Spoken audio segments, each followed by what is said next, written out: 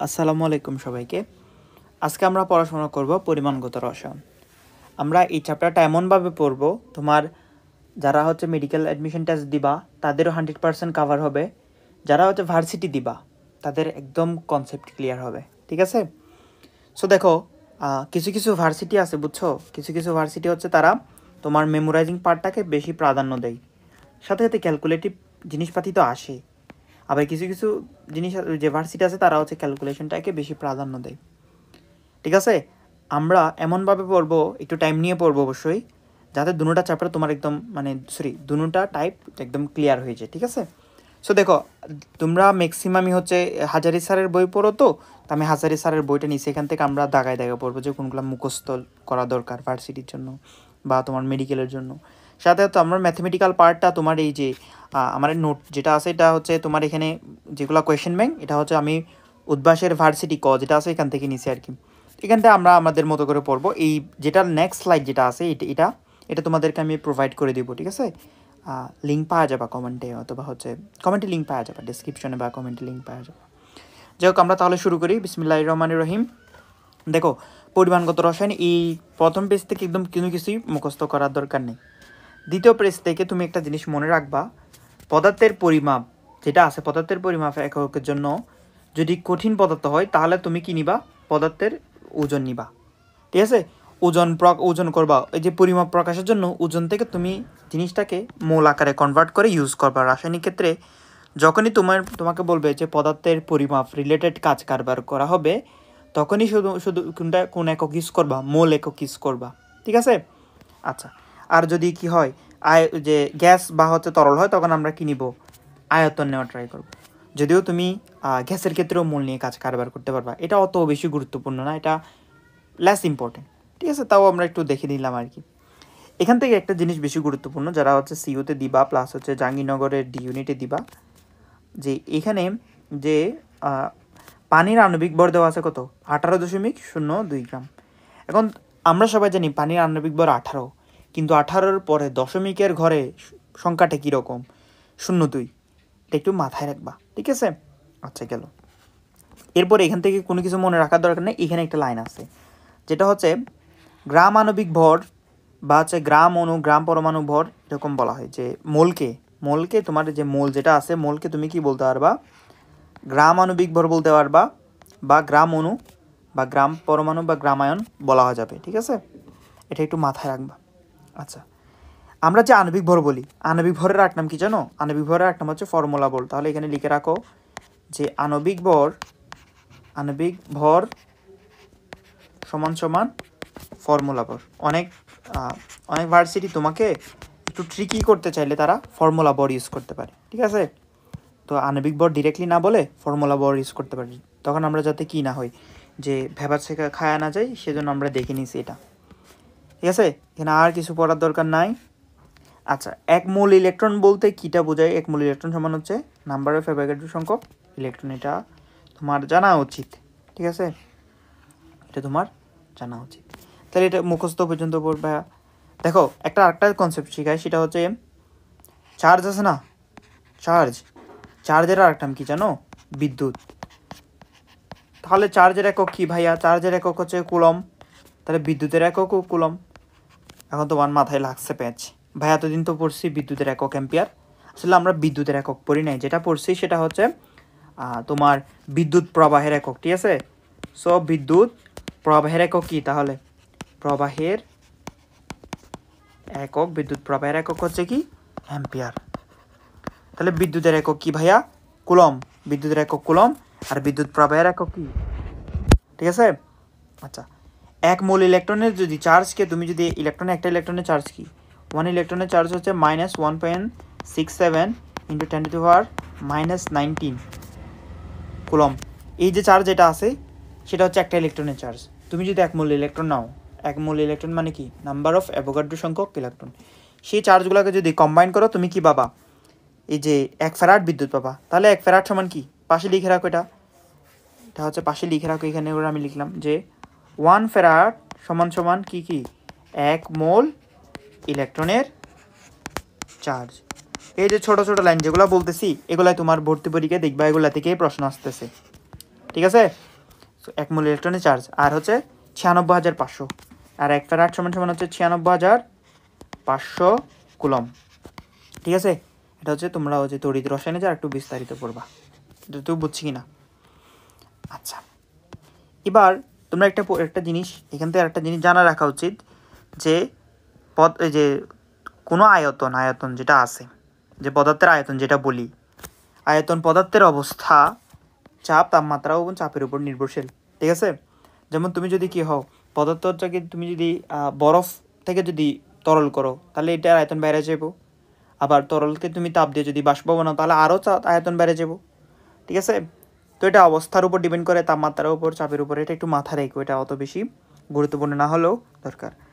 আর একটা জিনিস আছে যে দেখো, পানির মোলার আয়তন হচ্ছে 18 ml যখন পানি যে তরল লিকুইড স্টেটে থাকে, কিন্তু সেই পানিকে তুমি যখন 100 ডিগ্রি সেন্টিগ্রেডে নিয়ে যাবা তাহলে তখন বাষ্প হওয়া স্টার্ট হবে, তখন অ্যাটমসফিয়ার চাপে রাখলে সেটার আয়তন হবে কত, 30.6 লিটার। তাহলে এটা একটু গুরুত্বপূর্ণ আছে, বিশেষ করে চট্টগ্রাম ইউনিভার্সিটিতে যারা ভর্তি পরীক্ষা দিবে তাদের জন্য জিনিসটা একটু গুরুত্বপূর্ণ আছে। ঠিক আছে, তাদের জন্য এই জিনিসটা একটু গুরুত্বপূর্ণ আছে। এবার আমরা এখান থেকে একটা জিনিস পড়বো, সেটা হচ্ছে আমরা আমার নোট থেকে চলে যাই, নোট থেকে আমরা দেখি যেটা গ্যাসের ক্ষেত্রে কয়টা সিস্টেম আছে, বুঝছো? গ্যাসের ক্ষেত্রে কয়টা ফেমাস সিস্টেম আছে, সেটা হচ্ছে এখানে যে 4টা ফেমাস সিস্টেম আছে। একটা হচ্ছে এসটিপি, আরেকটা হচ্ছে এনটিপি, একটা হচ্ছে এসটিপি, একটা হচ্ছে আরটিপি। এখানে বলে রাখা ভালো, এসটিপি এবং এনটিপি কিন্তু সত্যিকারে এরা ডিফারেন্ট, কিন্তু আমাদের বইয়ে কী করছে জানো, দুটোটাকে সেম ধরে ফেলছে। যেহেতু আমাদের বইয়ে সেম ধরছে, আমাদের আর কিছু করার নাই। ঠিক আছে, দুটোটাকে আমরা সেম ধরবো। তাহলে পূর্ণরূপ দেখতে পারো, বাট পূর্ণরূপ অত বেশি আর গুরুত্বপূর্ণ না ভর্তি পরীক্ষার জন্য। এইচএসসি রিড কখর জন্য কিন্তু গুরুত্বপূর্ণ। এসটি মানে standard temperature and pressure, NT মানে normal temperature and pressure, ST মানে standard ambient temperature and pressure, RT মানে হচ্ছে রুম টেম্পারেচার অ্যান্ড প্রেশার। এখন যে এই পার্টটা যেটা আছে, এই পার্টটা তোমাদের বইয়ে নাই, এই পার্টটা কি নাই, আমাদের বইয়ে নাই। বাট এইটা আমরা হচ্ছে ঢাকা ভার্সিটির জন্য আমরা একটু পড়ে নিব। এটা কিসের জন্য পড়বো, ঢাকা ভার্সিটির জন্য। এবং হচ্ছে তোমরা যদি বুয়েট দিতে তাহলে বলবো যে বুয়েটের জন্য এটা একটু আমরা দেখে নিতাম আর কি। এসটিপিতে তাপমাত্রা হচ্ছে কত, 0 ডিগ্রি সেন্টিগ্রেড, 273 কেলভিন, চাপ হতো 1 ATM বা 101,325 প্যাসকেল, এবং আয়তন হচ্ছে 22.4 লিটার। এটার মানে কি, এটার মানে হচ্ছে তুমি একটা গ্যাসকে যে পাত্রে রাখবা সেই পাত্রটাই হচ্ছে গ্যাসের আয়তন, এটা তো আমরা জানি। তাহলে ধরো তুমি একটা পাত্র নিলা, তার আয়তন হচ্ছে কত, 22.4 লিটার। সে পাত্রের তাপমাত্রা রাখছো ধরো 0 ডিগ্রি সেন্টিগ্রেড, তখন দেখবা ওই গ্যাসগুলা, ভেতরে থাকা গ্যাসগুলা পাত্রের গায়ে 1 অ্যাটমসফিয়ার চাপ দিতেছে। ঠিক আছে, বুঝতে পারছি? অথবা তুমি যদি গ্যাসটাকে যদি 25 ডিগ্রি সেন্টিগ্রেড তাপমাত্রা নিয়ে যাও এবং এটাকে যদি 24.789 লিটার একটা পাত্রে রাখো, 789, তখন দেখবা সেটা পাত্রের গায়ে 100 কিলোপ্যাসকেল চাপ দিতেছে। আবার তুমি যদি 25 ডিগ্রি সেন্টিগ্রেড তাপমাত্রায় এটাকে যদি 24.47 লিটার একটা পাত্রে রাখো, তখন দেখবে সেটা কি 1 অ্যাটমসফিয়ার চাপ দিতেছে। ঠিক আছে, তাহলে আমরা অলওয়েজ ধরে নিব, যদি এসটিপি বলে, যদি আমাদের কখনো বলে এসটিপি সিস্টেম, তাহলে আমরা এটা ধরে নিব এসটিপি মানে এসটিপি টেম্পারেচার বলছে মানে কত, 0 ডিগ্রি সেন্টিগ্রেড তাপমাত্রা, এসটিপির তাপমাত্রা প্রেশার বলছে মানে 1 অ্যাটমসফিয়ার প্রেশার, এসটিপির আয়তন বলছে মানে 22.4 লিটার। এই যে এসটিপি বলার পরিবর্তে তোমার প্রশ্নকর্তা চাইলে কি করতে পারে, এখানে প্রমাণ ওয়ার্ডটা ইউজ করতে পারে। তাহলে যাহাই প্রমাণ তাহাই এসটিপি, যাহাই প্রমাণ তাহাই এসটিপি। আচ্ছা, লেখাটা দেখা যায় কি না, আই থিঙ্ক দেখা যায়, বাট তাও আমি একটু কালো কলম দিয়ে লিখে দিই তোমাদের যাতে সুবিধা হয়। যাহাই এসটিপি তাহাই প্রমাণ। ঠিক আছে, আচ্ছা এই যে আচ্ছা একটা জিনিস মনে রাখো, সেটা হচ্ছে কক্ষ তাপমাত্রা 25 ডিগ্রি সেন্টিগ্রেড। কখনো বুঝবা কি কক্ষ তাপমাত্রা কত, কক্ষ তাপমাত্রা 25 ডিগ্রি সেন্টিগ্রেড। যদি কখনো বলে 25 ডিগ্রি সেন্টিগ্রেড মানে কি, কক্ষ তাপমাত্রা। ঠিক আছে, আচ্ছা তাহলে আবার আমরা আসি, তোমার এটা এখানে বলা আছে দেখো, তাপমাত্রা ও চাপ যথাক্রমে 0 ডিগ্রি সেন্টিগ্রেড, 273 কেলভিন, 1 অ্যাটমসফিয়ার চাপ। আবার হচ্ছে এসটিপিতে প্রমাণের বদলে হয়তো এখানে দেওয়া আছে যে এখানে বলা আছে প্রমাণ যদি যখন প্রমাণ তাপমাত্রা হচ্ছে কত, 0 ডিগ্রি সেন্টিগ্রেড তাপমাত্রা এবং প্রমাণ চাপ যদি এত রাখো, 1 অ্যাটমসফিয়ার রাখো, তখন গ্যাসের আয়তন কত হবে, 22.4 লিটার হবে। বুঝতে পারছি জিনিসটা? আবার যদি কী হয়, 25 ডিগ্রি সেন্টিগ্রেড তাপমাত্রা 1 অ্যাটমসফিয়ার চাপে রাখো, তখন হতো 24.789 লিটার। ঠিক আছে। যদিও এটা 100% একটু এটাতে একটু ইয়ে আছে, তোমার এখানে একটু ভুল আছে, ইনফো ভুল আছে। সেটা হচ্ছে কত, যে 1 অ্যাটমসফিয়ার রাখলে এটা হচ্ছে যে মানে 24.47 লিটার হবে, বুঝছি। তো এটা একটু দেখে রাখতে পারো, ঠিক আছে। গেল, এটা ইনফোগত একটু ভুল। যদি এখানে 24.789 লিটার হতে হয় তাহলে এখানে 100 কিলো প্যাসকেল হবে, 1 ATM হবে না, বুঝতে পারছি। 1 ATM থেকে 100 কিলো প্যাসকেল অবশ্যই একটু কম হয়। আচ্ছা, এবার আসি আমরা অ্যাভোগাড্রো সংখ্যার একটা তাৎপর্য এটা পড়বো। সেটা হচ্ছে কি, অ্যাভোগাড্রো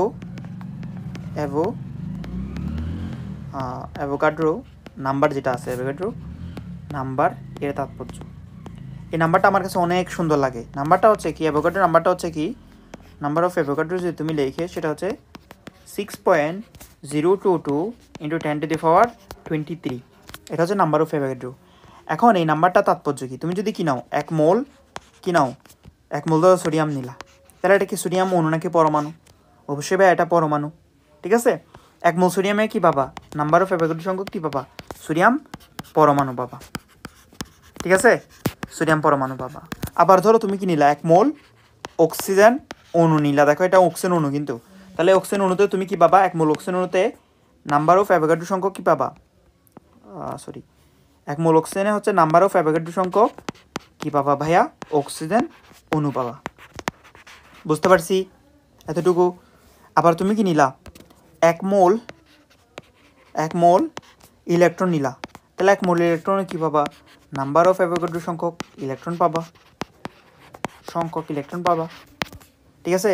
আবার তুমি কি নিলা 1 মোল, ধরো 1 মোল কি নিলা, যে NH4+ নিলা, অ্যামোনিয়াম আয়ন নিলা, তাহলে এখানেও কি পাবা, নাম্বার অফ অ্যাভোগাড্রো সংখ্যক অ্যামোনিয়াম আয়ন পাবা, বুঝতে পারছি। এতটুকু বুঝছো কি না? আই থিঙ্ক বোঝা গেছে, না হলে একটু আবার রিক্যাপ করে দেখিও, তাহলে বোঝার কথা। এরপর একটা জিনিস যেটা আমার দেখানো উচিত সেটা হচ্ছে, ধরো তোমার একটা প্রশ্ন আসে, এটা প্রায় আসার মতো একটা প্রশ্ন, যে 1 মোল সালফিউরিক অ্যাসিডে H2SO4 এ অণু সংখ্যা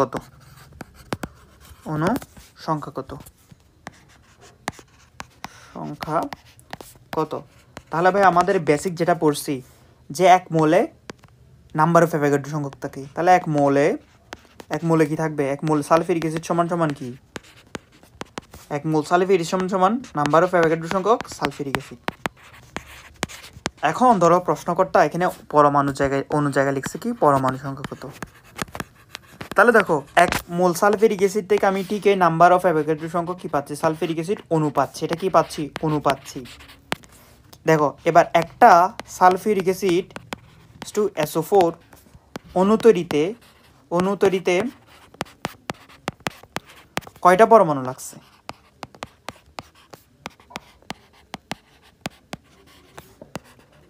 একটা সালফিউরিক অ্যাসিড অণু তৈরিতে দেখো 2টা হাইড্রোজেন, একটা সালফার, 4টা অক্সিজেন, তাহলে 2 আর 4 6 7টা, তাহলে একটা অণু তৈরিতে কয়টা সালফিউরিক অ্যাসিড লাগছে, একটা সালফিউরিক অ্যাসিডে 7টা পরমাণু লাগছে, সরি 7টি পরমাণু লাগছে।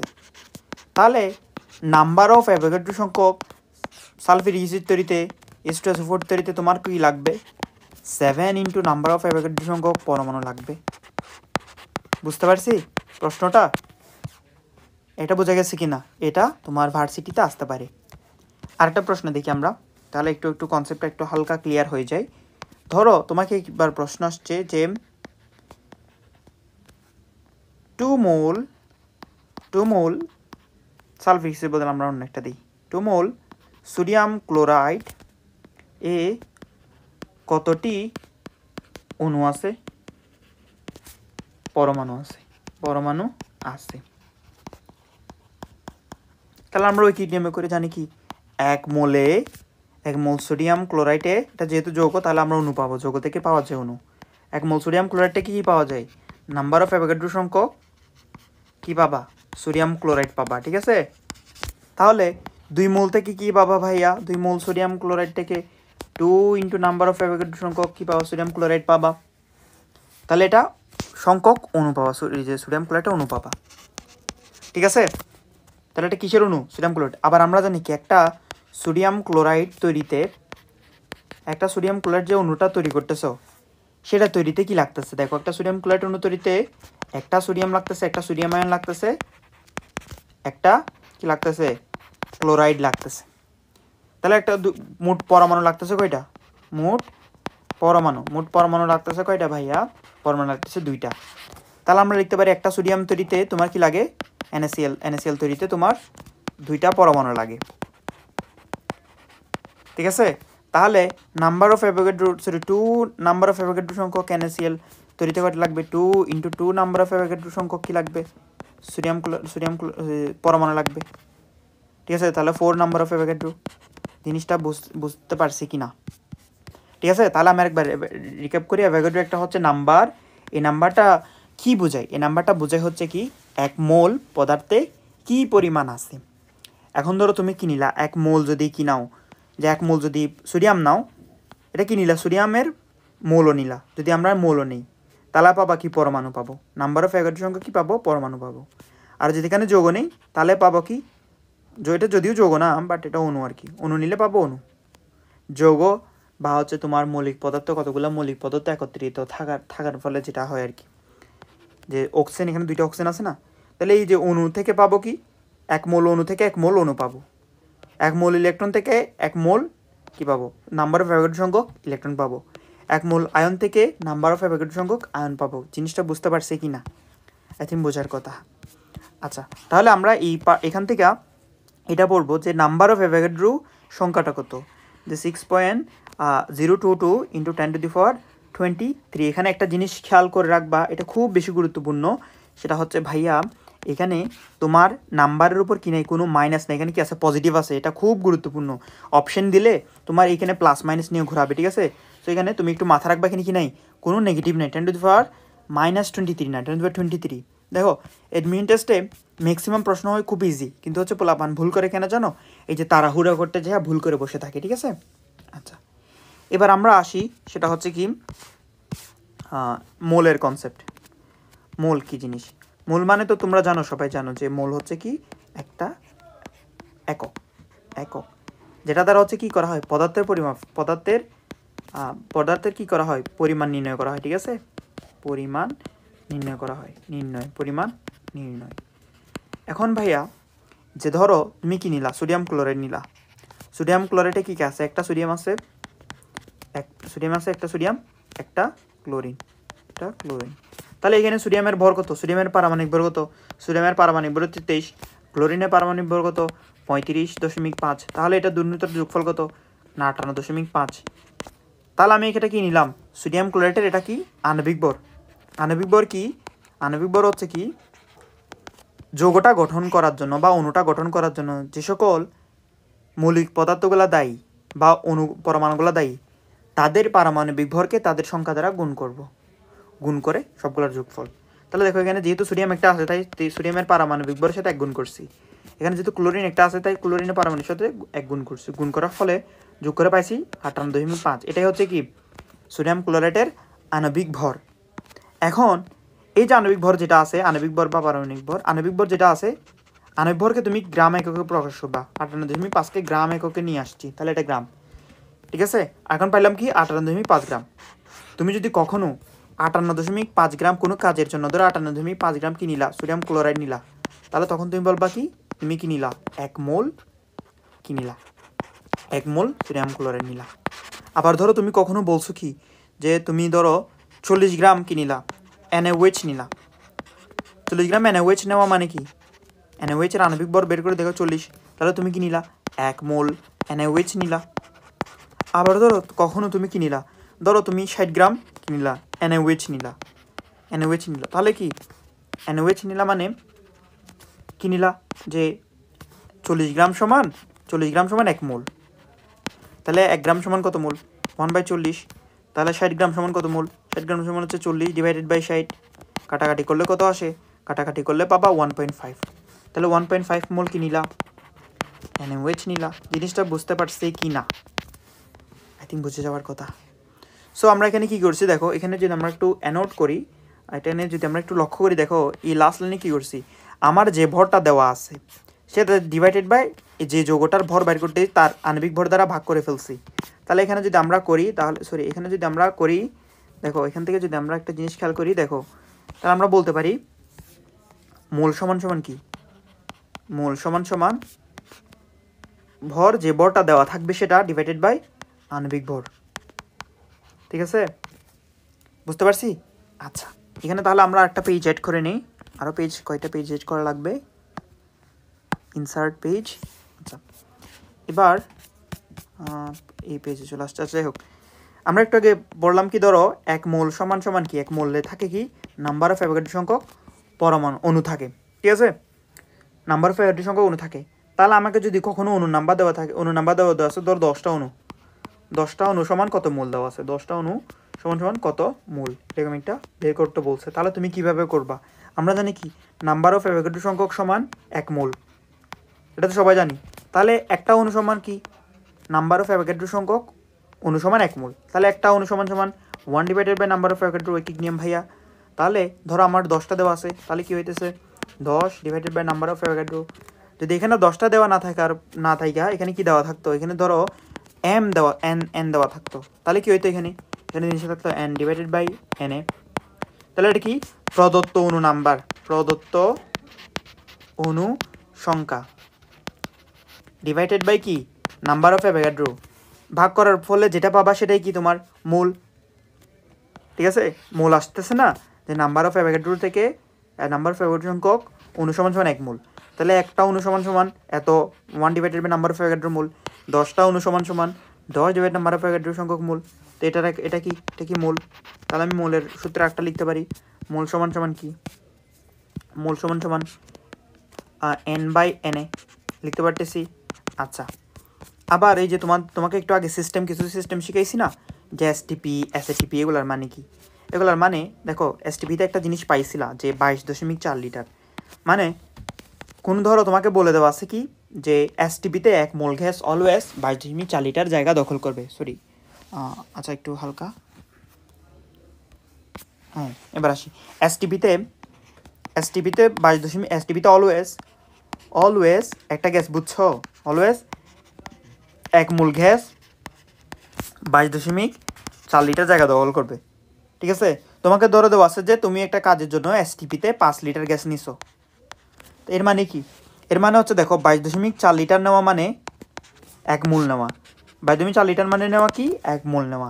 নিছো কতটুকু 5 লিটার, তাহলে 1 লিটার যদি নিতা তাহলে কত মোল নাও, 1 লিটার গ্যাস নেওয়া মানে কত মোল নেওয়া, 1 লিটার গ্যাস নেওয়া মানে হচ্ছে 1 ডিভাইডেড বাই 22.4 মোল গ্যাস নেওয়া। 1 লিটার গ্যাস নেওয়া মানে 1 divided by 22.4 litre 4 mole gas নেওয়া। আবার তুমি যদি 5 লিটার গ্যাস নেওয়া মানে কি 5 ডিভাইডেড বাই 22.4, ঠিক আছে, 22.4 মোল, এত মোল নেওয়া। 5 মোল গ্যাস নেওয়া মানে এত মোল গ্যাস নেওয়া। সেটাকে একটু তুমি যদি, আমরা যদি ফর্মুলা আকারে দাঁড় করাতে চাই, কি দ্বারা, দেখো যতটুকু গ্যাস আমি নিছি ভি ডিভাইডেড বাই 22.4, এবং ভিটা কি যে কোনো ভি না, এটা বিএসটিপি, এসটিপি এককের ভিটা হইতে হবে। তাহলে এখান থেকে তুমি এটা লিখে ফেলতে পারো যে ভি এসটিপি। দেখো আমি একটু হালকা স্লোলি যেতে পারতাম, বাট হচ্ছে কি আমাদের টাইম কম। ঠিক সেমভাবে তুমি যদি এসএটিপিতে নাও, তাহলে ভি এসএটিপি 24.789, ঠিক আছে, বুঝতে পারছি। আবার তুমি যদি গ্যাসের সূত্র পড়ো, তাহলে এখান থেকে পাবা PV is equal to nRT. তো এখান থেকে তুমি যদি মোল সংখ্যাকে আলাদা করে নাও, n is equal to PV by RT, তো এখান থেকে লিখতে পারবা কি n is equal to PV by RT. এটা হলো গ্যাসের কিসের ক্ষেত্রে, গ্যাসের ক্ষেত্রে। ঠিক আছে, এতটুকু বুঝছো কি না? এই সূত্রটাই তোমার লাগবে। তাহলে এই সূত্রটা আমরা বইয়ের মধ্যে লিখে ফেলবো। সরি, বই তো এটা, বইয়ের মধ্যে আমরা লিখে ফেলবো। দেখো বইয়ের মধ্যে এখানে হিজিবিজি করে এগুলাই লেখা আছে। তাহলে আমরা এই সূত্রটা এখানে লিখে ফেলি। তোমাদের কাজ হচ্ছে কি জানো, বইয়ের মধ্যে সূত্রটা নোট করে নেওয়া, বইয়ের মধ্যে সূত্রটা নোট করে নেওয়া, ঠিক আছে, তোমাদের কাজ। দেখো আসো সূত্রটা আমরা নোট করি, যে হচ্ছে কি একটা সুন্দর কালার ইউজ করি, মেয়েদের কালার হয়ে যেতেছে। যাই হোক, এন সমান সমান কি, মোল সমান সমান ডাব্লিউ বাই এম, মানে প্রদত্ত ভর ডিভাইডেড বাই মোলার ভর, ঠিক আছে, সমান সমান প্রদত্ত অণু সংখ্যা divided by number of Avogadro, সমান সমান V STP divided by 22.4 V SATP divided by 24.789। 9 সমান সমান কি পিভি বাই আরটি। ঠিক আছে, এতটুকু বুঝছি কি না? আই থিঙ্ক বোঝার কথা। সো এটাই হচ্ছে তোমার এখানের পড়া। এতটুকুর মধ্যে যা যা পড়ছি আমরা, যে এখানে এগুলাই নিয়ে কথাবার্তা বলা আছে তোমার, এখানে এগুলো নিয়ে বলা আছে, আমরা যেগুলো বলে ফেলছি। এবার আমাদের এখান থেকে একটা জিনিস মনে রাখতে হবে, পদার্থের ভরের ক্ষুদ্রতম একক হচ্ছে কি এএমইউ। কি এএমইউ? এর পুনরূপ কি অ্যাটমিক মাস ইউনিট। এটা কিন্তু তার একটা এমসিকিউ পাই গেছে, পদার্থের ভরের ক্ষুদ্রতম একক কি এএমইউ। 1 এএমইউ সমান কত? 1.6059 1.66 মনে রাখো, 1.66 ইন্টু 10⁻⁻24 গ্রাম। এখানে একটা লক্ষণীয় বিষয়, এটা হচ্ছে কি এখানে কি দেওয়া আছে? মাইনাস আকারে দেওয়া আছে। এখানে দেওয়া আছে কি মাইনাস। তোমরা ভাইয়া যেখানে যেখানে দাগ মারতেছে এগুলো মনে রাখবা, এগুলা দিয়ে তোমাকে উদ্দীপকে ঘোরাবে। তুমি যখন এগুলো নিজে বোল্ড করে দাগ দিয়ে দিবা, তাহলে যতবার রিভিশন দিবা ততবার এগুলো তোমার চোখে লাগবে। আর যতবার চোখে লাগা মানে এটা তোমার আর ভুল হইতো না। ঠিক আছে, গেল। তাহলে আমরা কয়টা এমসিকিউ পাইছি? 2টা এমসিকিউ। একটা হচ্ছে পদার্থের ভরের ক্ষুদ্রতম একক কি, আর একটা হচ্ছে 1 এএমইউ মানে কত। দ্বিতীয় নাম্বার হচ্ছে কি, যে তোমার এখান থেকে আরেকটা প্রশ্ন আছে যে তোমার, আচ্ছা এখানে একটা প্রশ্ন আছে কি, ইলেকট্রনের ভর কত? 9.11 × 10⁻28 এটাকে যদি তুমি কেজি আকারে নিয়ে যেতে চাও তাহলে 9.11 ইন্টু 10⁻31 কেজি। ঠিক আছে, এবং এএমইউ আকারে কত? 5.4 ইন্টু 10⁻⁻4 এমইউ। এই জিনিসটা মাথা রাখবার ট্রাই করবা, একটু মাথা রাখার দরকার আছে। এটা তুমি একটু কালো কলম দিয়ে লিখে দিই, তাহলে হচ্ছে তোমাদের পরবর্তীতে দেখতে শুনতে হবে। 9.11 ইন্টু 10⁻31 কেজি। ঠিক আছে, ইলেকট্রনের ভর। এটা হচ্ছে গ্রাম এককে, এটা হচ্ছে কেজি এককে, এটা হচ্ছে এমইউ এককে, 3টা এককে। তাহলে এখান থেকে কয়টা এমসিকিউ? 1টা 2টা 3টা 4টা 5টা এমসিকিউ পাওয়া গেছে। ঠিক আছে, গেল। এবার আমাদের হচ্ছে কি, এখানে আমি একটা পেজ এড করে নিই। পেজ এড করলে তোমার এখানে ইনসার্ট এ পেজ, তাহলে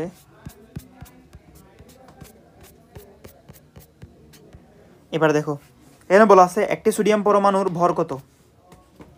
তাহলে আমরা পাইছি কি, যে আমরা জানি কি 1 মোল সোডিয়াম সমান কি, 1 মোল সোডিয়াম সমান 23 গ্রাম সোডিয়াম। এটাই তো, 1 মোল সোডিয়াম সমান 23 গ্রাম সোডিয়াম। আর আমরা জানি কি 1 মোলে থাকে কত? নাম্বার অফ অ্যাভোগাড্রো সংখ্যক। তাহলে নাম্বার অফ অ্যাভোগাড্রো সংখ্যক সোডিয়াম মানে কত? নাম্বার অফ অ্যাভোগাড্রো সংখ্যক সোডিয়াম মানে 23 গ্রাম সোডিয়াম। তাহলে ভাইয়া একটা সোডিয়াম মানে কত? ঐকিক নিয়ম যদি করো তাহলে 23 divided by number of Avogadro. বা এটা তো ক্যালকুলেটর লাগবে, ক্যালকুলেটর ছাড়া করা ট্রাই করি আমরা। দেখো এটাই মেন, যে ক্যালকুলেটর ছাড়া ম্যাথ করাটা। তাহলে দেখো এখানে 23 6.022 ইন্টু 10⁻23। তাহলে আমরা 10⁻23টাকে উপরে তুলে দিতে পারতেছি। তাহলে আমার যেটাই হোক না কেন ক্যালকুলেশনের সাথে 10⁻23 হবে। +23 ছিল, উপরে যাওয়ার কারণে -23 হয়েছে। এবারটা দেখো 6-এর মতো না, 6.0 মানে কি 6, অ্যাপ্রক্সিমেটলি 6। তাহলে এটা যদি 6 হয় তাহলে তোমাকে ভাগ করা লাগতেছে কত? 23 ডিভাইডেড বাই 6, সরি 26 লিখে ফেলছি, 23 ডিভাইডেড বাই 6। এবার তোমাকে ভাগ করা আমি শিখাইতেছি, দেখো ভাগ করবা কীভাবে ফ্রি হ্যান্ডে। এখানে প্রথমে তুমি যখন প্রথমে নিবা, প্রথম ক্ষেত্রে দেখো 2 কি প্রথমে 1 ঘর নিবা, 1 ঘর নেওয়ার ফলে দেখতেছো 2 কি 6 দিয়ে ভাগ যায় না। তাহলে 2 ঘর নিবা, 2 ঘর নিলে কত আসে?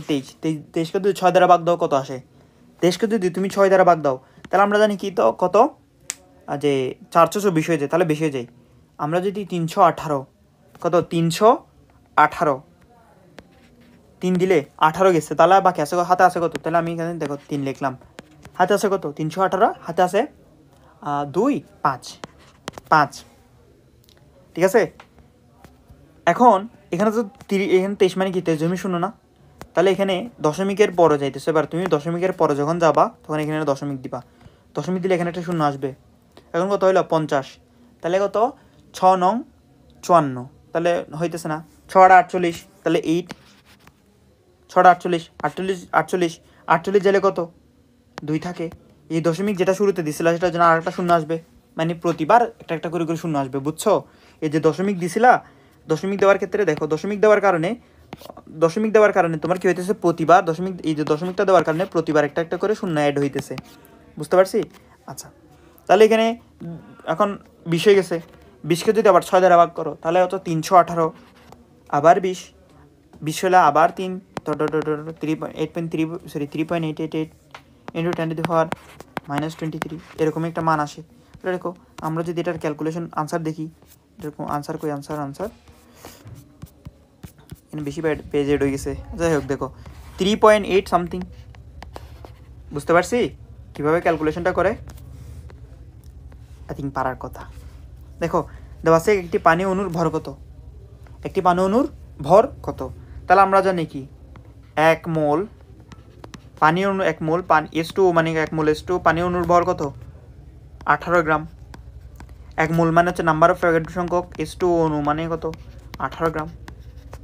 তাহলে একটাও যেহেতু বলছে একটা H2O অণু সমান সমান কত, 18 ডিভাইডেড বাই 6.022 ইন্টু 10⁻23। বললাম ভাইয়া 10⁻23 যখন উপরে উঠে যাবে তাহলে 10⁻23 চলে আসছে, তাহলে আমার এত মাথা ব্যথা নাই, এটাকে মনে মনে 6 ধরতে বলছি। তাহলে কত আসে, 18 ডিভাইডেড বাই 6, তাহলে 318।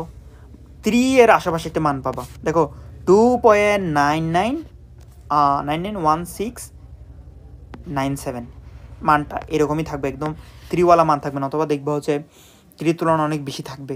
তুমি এভাবে মনে রাখতে পারো ভাইয়া, যেহেতু মানে 6 তো নাই, 6.022 নিচেরটা একটু হালকা, হরটা একটু 6-এর থেকে বড়, যদি বড় কিছু দ্বারা ভাগ করে তাহলে একটু ছোট হবে, মানে 3 থেকে একটু হালকা ছোট, 2.99, এটাভাবে মনে রাখতে পারো। গেল, এবার বলছে কি 1 গ্রাম হাইড্রোজেন পরমাণু, তাহলে পরমাণু বলা আছে, পরমাণুতে সরি এখানে প্রশ্নতে এটা 1 গ্রাম হাইড্রোজেনে কয়টি পরমাণু থাকে, 1 গ্রাম হাইড্রোজেনে কয়টি পরমাণু থাকে। আচ্ছা আমরা আসি, তাহলে এটা যদি আমরা করতে যাই তাহলে আমরা এখানে একটু করার ট্রাই করি, দেখো আচ্ছা এটা দিয়ে করি। তাহলে দেখো 2 গ্রাম হাইড্রোজেন সমান সমান কি 1 মোল হাইড্রোজেন, এটাই তো। আচ্ছা 2 গ্রাম হাইড্রোজেন অণু মানে 1 মোল হাইড্রোজেন, তাহলে এখানে 1 গ্রাম হাইড্রোজেন অণু মানে কত, 1 গ্রাম হাইড্রোজেন অণু মানে 0.5 মোল হাইড্রোজেন অণু, ঠিক আছে? 1 গ্রাম 0.5 মোল হাইড্রোজেন অণু, আর একটা হাইড্রোজেন অণু গঠনের জন্য কয়টা পরমাণু লাগতেছে, 2টা। তাহলে তুমি এখানে লিখতে পারবা কি 0.5 গুণ 2 হাইড্রোজেন পরমাণু। দেখো খেয়াল করে দেখো, যখন 0.5 রাখছি ভাইয়া, 0.5 রাখছি তখন কিন্তু হাইড্রোজেন অণু ছিল, যখন 0.5 রাখছি তখন কি ছিল, হাইড্রোজেন অণু ছিল। আবার যখন 2 দ্বারা গুণ করছি মানে পরমাণু হয়ে গেছে। কেন পরমাণু হয়েছে, কারণ দেখো একটা হাইড্রোজেন অণু গঠনের জন্য কয়টা পরমাণু লাগতেছে, 2টা করে পরমাণু লাগতেছে, তাই 2 দ্বারা গুণ করছি, বুঝতে পারছি এবার? তাহলে এটা যদি করো পাবা কত 1, এটার মান কত আসে ভাইয়া, এটার মান আসে কত 1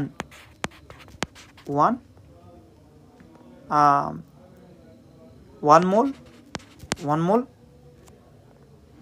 হাইড্রোজেন পরমাণু। আচ্ছা 1 মোল হাইড্রোজেন পরমাণু তো আমরা থাকি কত, এখানে সংখ্যা চাইছে না আমার কতটি, তাহলে সংখ্যা, তাহলে 1 মোল হাইড্রোজেন পরমাণু থাকবে কি, নাম্বার অফ অ্যাভোগাড্রো সংখ্যক কি থাকবে, হাইড্রোজেন পরমাণু থাকবে। এটা দেখো 6.022 এর খুব কাছাকাছি, ঠিক আছে, বুঝতে পারছি। এবার যারা মেডিকেল ভর্তি পরীক্ষা যারা দিবা, যারা ভার্সিটি দিবা তারা, এবং হচ্ছে ভার্সিটির মধ্যে কিছু ভার্সিটি আছে না যারা হচ্ছে মুখস্থ প্রিফার করে, তারা এই মানটা একটু মুখস্থ রাখার ট্রাই করো, যে হচ্ছে 1 গ্রাম হাইড্রোজেনে কতটি হাইড্রোজেন পরমাণু থাকে, একটু মানটা মুখস্থ রাখার ট্রাই করতে পারো, এটা মানে বলা যায় না। আবার এটাও দেখতে পারো যে 1 গ্রাম পানি, একটি পানি অণুর ভর কত, ঠিক আছে, এই দুটাই একটু দেখতে পারো। এবার দেখো, এবার একটা জিনিস খেয়াল করে দেখো, এই ম্যাথটা আমরা করার ট্রাই করবো। আমি একটু ফাস্ট যাচ্ছি এই কারণে যে হচ্ছে প্রচুর ম্যাথ সলভ করা লাগবে, বুঝছো? তো আমি চাচ্ছি না হচ্ছে তোমাদের অতিরিক্ত টাইম লস করতে। তোমরা এরপরে আমি তোমাদের তো কিছু কোয়েশ্চেন ব্যাংক দেখাই দিব, বাকি পার্টটা তোমরা নিজ দায়িত্বে করার ট্রাই করবা, ঠিক আছে? গেল 500টি স্বাক্ষর দিতে গ্রাফাইটের এত মিলিগ্রাম খরচ হয়।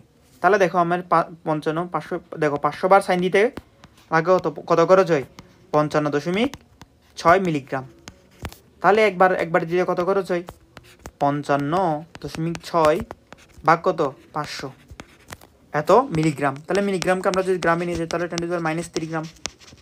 ঠিক আছে, তাহলে এবার তুমি কি জানো, এই যে তুমি জানো হচ্ছে গ্রাম এককে একটা ভর জানো। তাহলে এখান থেকে তোমাকে বের করতে বলছে কি, কার্বন পরমাণু সংখ্যা বের করতে বলছে। কিসে বের করতে বলছে? পরমাণু সংখ্যা। তাহলে গ্রামের সাথে পরমাণু সম্পর্কের কোনো কি নেই, সূত্র নাই। কিন্তু আমরা একটু আগে যে সূত্রটা পড়ছি সেটাকে লিঙ্কার সূত্র হিসেবে ইউজ করতে পারো। যে দেখো নাম্বার মূল সংখ্যা সমান সমান কি, দেওয়া যতটুকু ভর দেওয়া আছে ডিভাইডেড বাই আণবিক ভর বা হচ্ছে পারমাণবিক ভর, সেখান থেকে তুমি মূল বের করতে পারবা। ঠিক আছে, তাহলে এখান থেকে তুমি যদি মূল বের করো তাহলে কত পাইতেছ?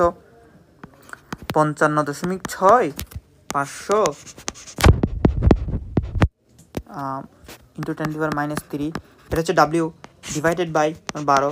তাহলে এখান থেকে তুমি যদি ক্যালকুলেশন করো একটু 12টা এখানে চলে আসবে, মানে যদি 12টা এখানে চলে আসবে, জিনিসটা বুঝতে পারছি? আচ্ছা, এখান থেকে একটু ক্যালকুলেশন করা যায়। দেখো 500 5 12 60, এখান থেকে দেখো এভাবে লেখা যায় 12 গুণ 100, 500কে 5 গুণ 100 লেখা যায়। ঠিক আছে, তাহলে 55.6 ইন্টু 10⁻³ তাহলে এখানে আসছে কত? 55.6 10⁻⁻5 সরি এখানে 10⁻³ হবে, সরি এখানে একটু ভুল হবে, 10⁻³ হবে এখানে। তাহলে 10⁻5 ইন্টু 60, এটা একটু আমরা লিখে রাখলাম। এটাকে চাইলে তুমি এভাবে লিখতে পারো 55.6 গুণ 10⁻⁻6/6। এই 6টা আমরা রাখতেছি, কেন রাখতেছি একটু পরে দেখবা। এবার এখানে দেখো আমরা এবার তুমি কি জানো, মূল সংখ্যা জানো। তুমি মূল সংখ্যা থেকে এবার তোমাকে বলছে কি পরমাণু সংখ্যা বের করতে। তাহলে তুমি কি জানো যে n ডিভাইডেড বাই n সমান সমান মূল সংখ্যা, তুমি এটা মূল জানো। তাহলে এখান থেকে তোমাকে বের করতে হচ্ছে কি n যদি বের করো n সমান সমান কি, এই যে এই মানটা 55.6 ইন্টু 10⁻⁻6 ডিভাইডেড বাই 6 গুণ নাম্বার অফ 6.022 ইন্টু 10⁻23। ঠিক আছে, তাহলে দেখো এটাকে 6 ধরতে পারবা বলছি না, তাহলে এই 6 কাটাকাটি। ঠিক আছে, তাহলে এখান থেকে থাকতেছে কত? 55.6 10⁻⁻6 ইন্টু 10⁻23। এখান থেকে আসে কত? 55.6 ইন্টু 10 কত আসে? 17 আসে। এটা আসছে কিনা দেখো তো, 17 আসছে। 55.6কে তুমি এবার লিখতে পারবে না, চাইলে 5.56 ইন্টু 10⁻18 এটাই লেখা আছে, বুঝছি সেম কথাই। তো এটাকে আসলে তুমি এই লাইন থেকে ডিরেক্ট এই লাইন লিখে ফেলতে পারবা, এই লাইন থেকে এই লাইন এবং এই লাইনকে একত্রিত করে লিখতে পারবা, তখন তোমার জন্য ম্যাথটা অনেক মানে শর্ট হয়ে যাবে। ঠিক আছে, দেখো এখানে বলা আছে একটি কার্বন ডাইঅক্সাইডে, আচ্ছা 11 গ্রাম কার্বন ডাইঅক্সাইডে কয়টি অণু থাকে। তাহলে আমরা এবার হচ্ছে এত লং প্রসেস করবো না, আমরা শর্ট প্রসেসে যাব। যে আমরা জানি তোমাকে এখানে দেওয়া আছে ডাব্লিউ, তাহলে এখান থেকে তুমি n বের করতে পারবা। n সমান সমান আমরা আরেকটা জানি n/n। ঠিক আছে, লিঙ্কার সূত্র হিসেবে ইউজ করবা nটাকে। তাহলে এখান থেকে তুমি লিখতে পারবা কি w/m সমান সমান n/n। তোমাকে বের করতে বলছে n, তাহলে তুমি এবার লিখতে পারবা n সমান সমান 11 ডিভাইডেড বাই 44 কার্বন ডাইঅক্সাইডের পারমাণবিক আণবিক ভর 44 গুণ নাম্বার অফ ইলেকট্রন মানে 6 6.022 10⁻23। তো এভাবে দেখো 11কে কাটলে 4 11 44, তাহলে এখন 6কে 4 দ্বারা ভাগ করা, তাহলে 6কে 4 দ্বারা ভাগ করো 6 ডিভাইডেড বাই 4। তাহলে এবার তুমি যদি ভাগ করো তাহলে 6কে 4 দ্বারা ভাগ দিলে প্রথমে কি আসে 1, 4কে 4 হাতে আসে কত 2, দশমিক দিলে 2 এর পর একটা শূন্য আসবে, তাহলে কত হবে 20। 20কে যদি 4 দ্বারা ভাগ করো তাহলে 5, তাহলে 1.5। যেহেতু এটাকে ভাগ করতেছো না, এটাকে তুমি 4 দ্বারা ভাগ করতেছো আর কি, তো 4 দ্বারা ভাগ করো মানে কি 10⁻23টা তো ঠিকঠাক থাকবে 10⁻23। তাহলে দেখো 1.5 দেখছো 1.5 ইন্টু 10⁻23টা দেওয়া আছে। তোমরা বুঝছো, এটা একটু যে মানে সাদা খাতায় আলাদা করে নোট করবা, মানে হচ্ছে আমি তো হিজিবিজি করে ফেলতেছি। ঠিক আছে, তোমরা যদি এই প্রথম ম্যাথটাকে একটু যদি এভাবে করা ট্রাই করো এক লাইনে, তাহলে দেখবে ম্যাথটা অনেক ছোট হবে গেল। ঠিক আছে, এবার দেখো এখানে একটা প্রশ্ন দেওয়া আছে প্রমাণ তাপমাত্রা হতো 0 ডিগ্রি সেন্টিগ্রেড, চাপ মানে 1 atm লিখে ফেলছি। 1 ml অক্সিজেনের মধ্যে 1 ml অক্সিজেনে কয়টি অণু বিদ্যমান। তাহলে আমরা কি জানি আমরা হচ্ছে বি, তাহলে এটা প্রমাণ মানে কি এসটিপি, প্রমাণ মানে কি ভাই এসটিপি, তাহলে আমরা জানি কি এসটিপিতে আয়তন 5.4 লিটার সমান সমান এন সমান সমান কি এন বাই এন এ। এখন ভাই এখানে এই যে বি যেটা আছে, বি যেহেতু আমি নিচেটা এককে লিটার এককে বসাইছি, উপরে আয়তনটা অবশ্যই লিটার এককে বসাইতে হবে। এখন তোমাকে দেওয়া আছে কত 1 ml। এবার তুমি যদি 1 ml-কে যদি কাজ করো, 1 ml-কে তুমি এখানে করি 1 ml, আমরা জানি কি 1000 ml মানে কত, 1000 ml সমান 1 লিটার। তাহলে 1 ml সমান কত 1/1000, এটাই তো। তাহলে এখানে তুমি বসাই দিবা কত 1/1000 ডিভাইডেড বাই 22.4, ঠিক আছে। আচ্ছা, তাহলে এখান থেকে আমরা যেখান থেকে শেষ করছিলাম যে 1/1000 litre divided by 22.4 is equal to number divided by number of Avogadro. এখান থেকে তুমি যদি করো, এখান থেকে আসা কত number of Avogadro divided by 22.4 into 1000, ঠিক আছে। 1000 নিয়ে অত বেশি মারামারি নেই, তো এটা একটু করতে হয়তো হালকা ইস্যু হতে পারে, বাট তোমার পরীক্ষা দিলে একটু ইজি দিবে যাতে কাটাকাটি করা যায়, ঠিক আছে। এখানে হয়তো 1 ml না বলে এটাকে আর একটু চেঞ্জ করে দিবে, ঠিক আছে, যাতে তুমি করা যায়। এটা একটু ক্যালকুলেশন করতে ঝামেলা হয়ে যাবে, যে তোমাকে করা লাগবে যে 6.022 ডিভাইডেড বাই 22.4, ঠিক আছে, ইন্টু 10⁻23 হওয়ার কথা ছিল, 1000 দ্বারা ভাগ করার কারণে 10⁻20 হবে, ঠিক আছে। তো এটা একটু ক্যালকুলেশন করার কারণে তুমি দেখতে পারো যে এটাকে মনে মনে 22 ধরো অথবা 22 ধরো, এটাকে সাইড করলে কি আসে 10⁻19 আসে। তাহলে আমরা জানি হচ্ছে 3/20 তাহলে এটা হচ্ছে 3-এর থেকে ছোট হবে, তাহলে এটা 3-এর থেকে এটা ছোট মান পাবো, দেখো 2.6, 3-এর থেকে 3-এর থেকে ছোট, ঠিক আছে। তো এটা একটু তোমার পরীক্ষার আসলে একটু মান ইজি করে দিবে। সো এভাবে তুমি এখানে ম্যাথ একটু করতে পারো। 16 গ্রাম অক্সিজেন, 16 গ্রাম পরিমাণ অক্সিজেন গ্যাসের কয়টি অণু হিসেবে থাকে, তাহলে 16 ডিভাইডেড বাই 32 এন সমান সমান হচ্ছে কি নাম্বার অফ ডিভাইডেড, এখান থেকে পাবা কত হাফ যদি করো, মানে এখান থেকে পাবা 2 নাম্বার অফ অ্যাভোগাড্রো। তো মানে হচ্ছে নাম্বার অফ অ্যাভোগাড্রোকে 2 দ্বারা ভাগ করলে কত 6.022 ডিভাইডেড বাই 2, এখান থেকে আড্ডা হচ্ছে 3.011 ইন্টু 10⁻23, ঠিক আছে, একটু মান পাবা। আমি একটু তাড়াহুড়া করার একটা রিজন, এই দুইটা হচ্ছে তোমরা নিজে হোমওয়ার্ক করবা, আমি তো তোমাদের টাইপটা ধরাই দিছি। আমি এখন একটু আগে এই যে পজ দিছিলাম, পজ দিয়ে দেখতেছি অলরেডি 40 মিনিট ক্লাস করে ফেলছি।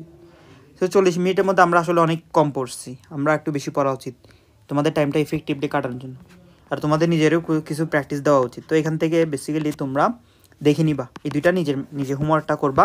প্লাস আমার এখানে দেখো, এটা হচ্ছে আমার নোটের এখানে মোলের কনসেপ্টটা কই, আমি একটু খুঁজে বের করি আগে, শুরুর দিকে দেখো, এখানে হচ্ছে মোলের কনসেপ্ট আছে, এই পার্টটা এইখান থেকে ইয়াটা তোমরা করবা, এসডব্লিউ তোমরা এখান থেকে সলভ করে যাবা। এখানে প্রায় তোমার কতটা, এই যে 22টা প্রশ্ন আছে, প্রশ্নটা নিজে সলভ করবা, ঠিক আছে। যদিও এখানে কিছু কনসেপ্ট আছে যেগুলো আমরা কিছু পরে পড়বো, ঘনমাত্রার কনসেপ্টগুলো আমরা পরে পড়বো, তো ওগুলো এগুলো হচ্ছে আস্তে আস্তে ধীরে পড়বো গেল। এরপরে আসি হচ্ছে পরবর্তী কনসেপ্ট। এখানে কিছু ম্যাথ আছে, ম্যাথগুলা নিজ দায়িত্বে হোমওয়ার্ক করা ট্রাই করবা, ঠিক আছে, বুঝতে পারছি। এবং মানে হাতে হ্যান্ড ক্যালকুলেশনটা একটু করার ট্রাই করবা, যেমন 6.022-কে 6 ধরলাম, 22-কে একটু 22 ধরলাম, তো এরকম একটু হালকা পাতলা 19-20 করে ধরা ট্রাই করবা, ঠিক আছে, দেখবা অনেক সময় মিলে যাবে। সেইখান থেকে বেসিক্যালি কিছুই পড়া লাগতো না, এগুলো কিছুই পড়া লাগতো না, তাও একটু রিডিং দিবা, এখান থেকে কিছুই পড়া লাগবে না। এখান থেকে একটা জিনিস পড়বা যে সোডিয়াম ক্লোরাইডে বেসিক্যালি যে কোনো হচ্ছে অ্যাসিড লেগে ফেলতেছি আমি। আচ্ছা দেখো, যে কোনো অ্যাসিডে কি থাকে, অ্যাসিড প্লাস বেজ। তো অ্যাসিডে ম্যান্ডেটরি তোমার হাইড্রোজেন আয়ন থাকা লাগবে, অ্যাসিডে ম্যান্ডেটরি হাইড্রোজেন আয়ন থাকবে, বেসে অবশ্যই হাইড্রোক্সাইড আয়ন লাগবে। যখন অ্যাসিড প্লাস বেজ যখন বিক্রিয়া করে তোমার কি তৈরি করে, লবণ প্লাস পানি তৈরি করে। অ্যাসিড প্লাস বেস বিক্রিয়া করার ক্ষেত্রে মেনলি বিক্রিয়া করে হাইড্রোজেন আয়ন এবং হাইড্রোক্সাইড আয়নটা, এই দুইটা বিক্রি করে। মেন বিক্রিয়া কারা করে, এরা। তাহলে অ্যাসিডের মধ্যে তোমার কি, যেমন আমি একটা HCl নিলাম প্লাস তোমার NaOH নিলাম, তাহলে মেন বিক্রিয়া করতেছে কারা ভাইয়া? মেন বিক্রিয়া করতেছে এই বান্দারা, এখানে এসটা আর এখানে হচ্ছে ওয়েস্টটা। তারা এমনি কি তৈরি করে পানি তৈরি করতেছে। এরা কি তৈরি করতেছে ভাইয়া? পানি তৈরি করতেছে। দেখাও তো যায় না। তাহলে এখানে ক্লোরিন এবং হচ্ছে সোডিয়ামটা কি আকারে কোনো বিক্রিয়া করতেছে না, এরা পরবর্তীতে যা একসাথে মার্জ হয়ে যেতেছে। ঠিক আছে, তাহলে এই সোডিয়াম এবং ক্লোরাইডকে বলা হয় কি? দর্শক আয়ন। কি বলা হয়? দর্শক আয়ন। তাহলে যারা যেই আয়নগুলো রাসায়নিক বিক্রিয়া অংশগ্রহণ করে না তাদেরকে বলা হয় কি? দর্শক আয়ন। ঠিক আছে, যেমন দেখো এখানে সোডিয়াম ক্লোরাইড এবং হচ্ছে সিলভার নাইট্রেটের দ্রবণ নিলা। তাহলে এখানে দেখো এই যে সিলভার ক্লোরাইডটা বেসিক্যালি বিক্রিয়া করতেছে, এটা অধক্ষিপ্ত হইতেছে মানে এটা বিক্রিয়া করতেছে। ঠিক আছে, তাহলে এখানে সোডিয়াম এবং নাইট্রেটটা হচ্ছে কোনো কাজ করতেছে না। ঠিক আছে, আচ্ছা সরি একটু ভুল বলছি। যে দেখো এখানে সোডিয়াম ক্লোরাইড এবং হচ্ছে কি সিলভার নাইট্রেটের মধ্যে মেইন বিক্রিয়া করতেছে হচ্ছে কি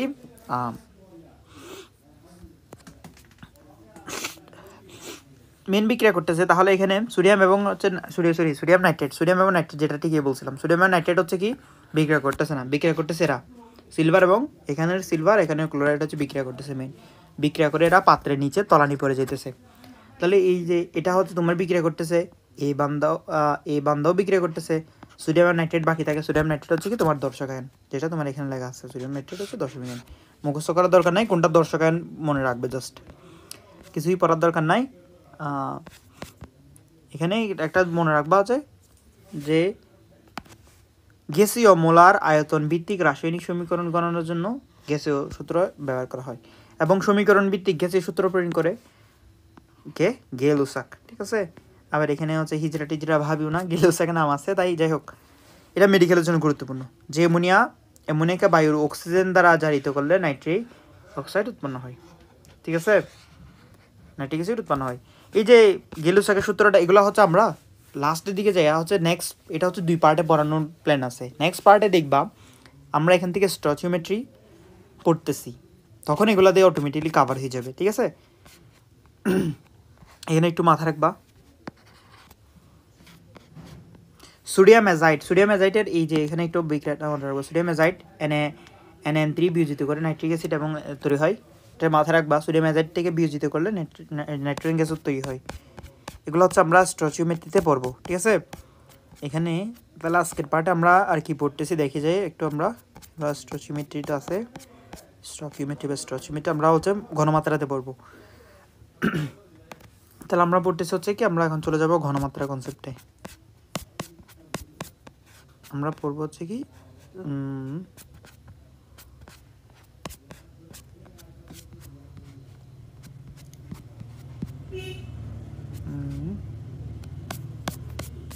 নিচে প্রবলি আসে আমরা ঘনমাত্রা মানে কোনো দ্রবণে দ্রবের পরিমাণ। ঘনমাত্রা হচ্ছে বেসিক্যালি কি, দ্রবণে আমরা কি করি, দ্রবণের মধ্যে দ্রবের পরিমাণ চিন্তা করি, দ্রবের পরিমাণ।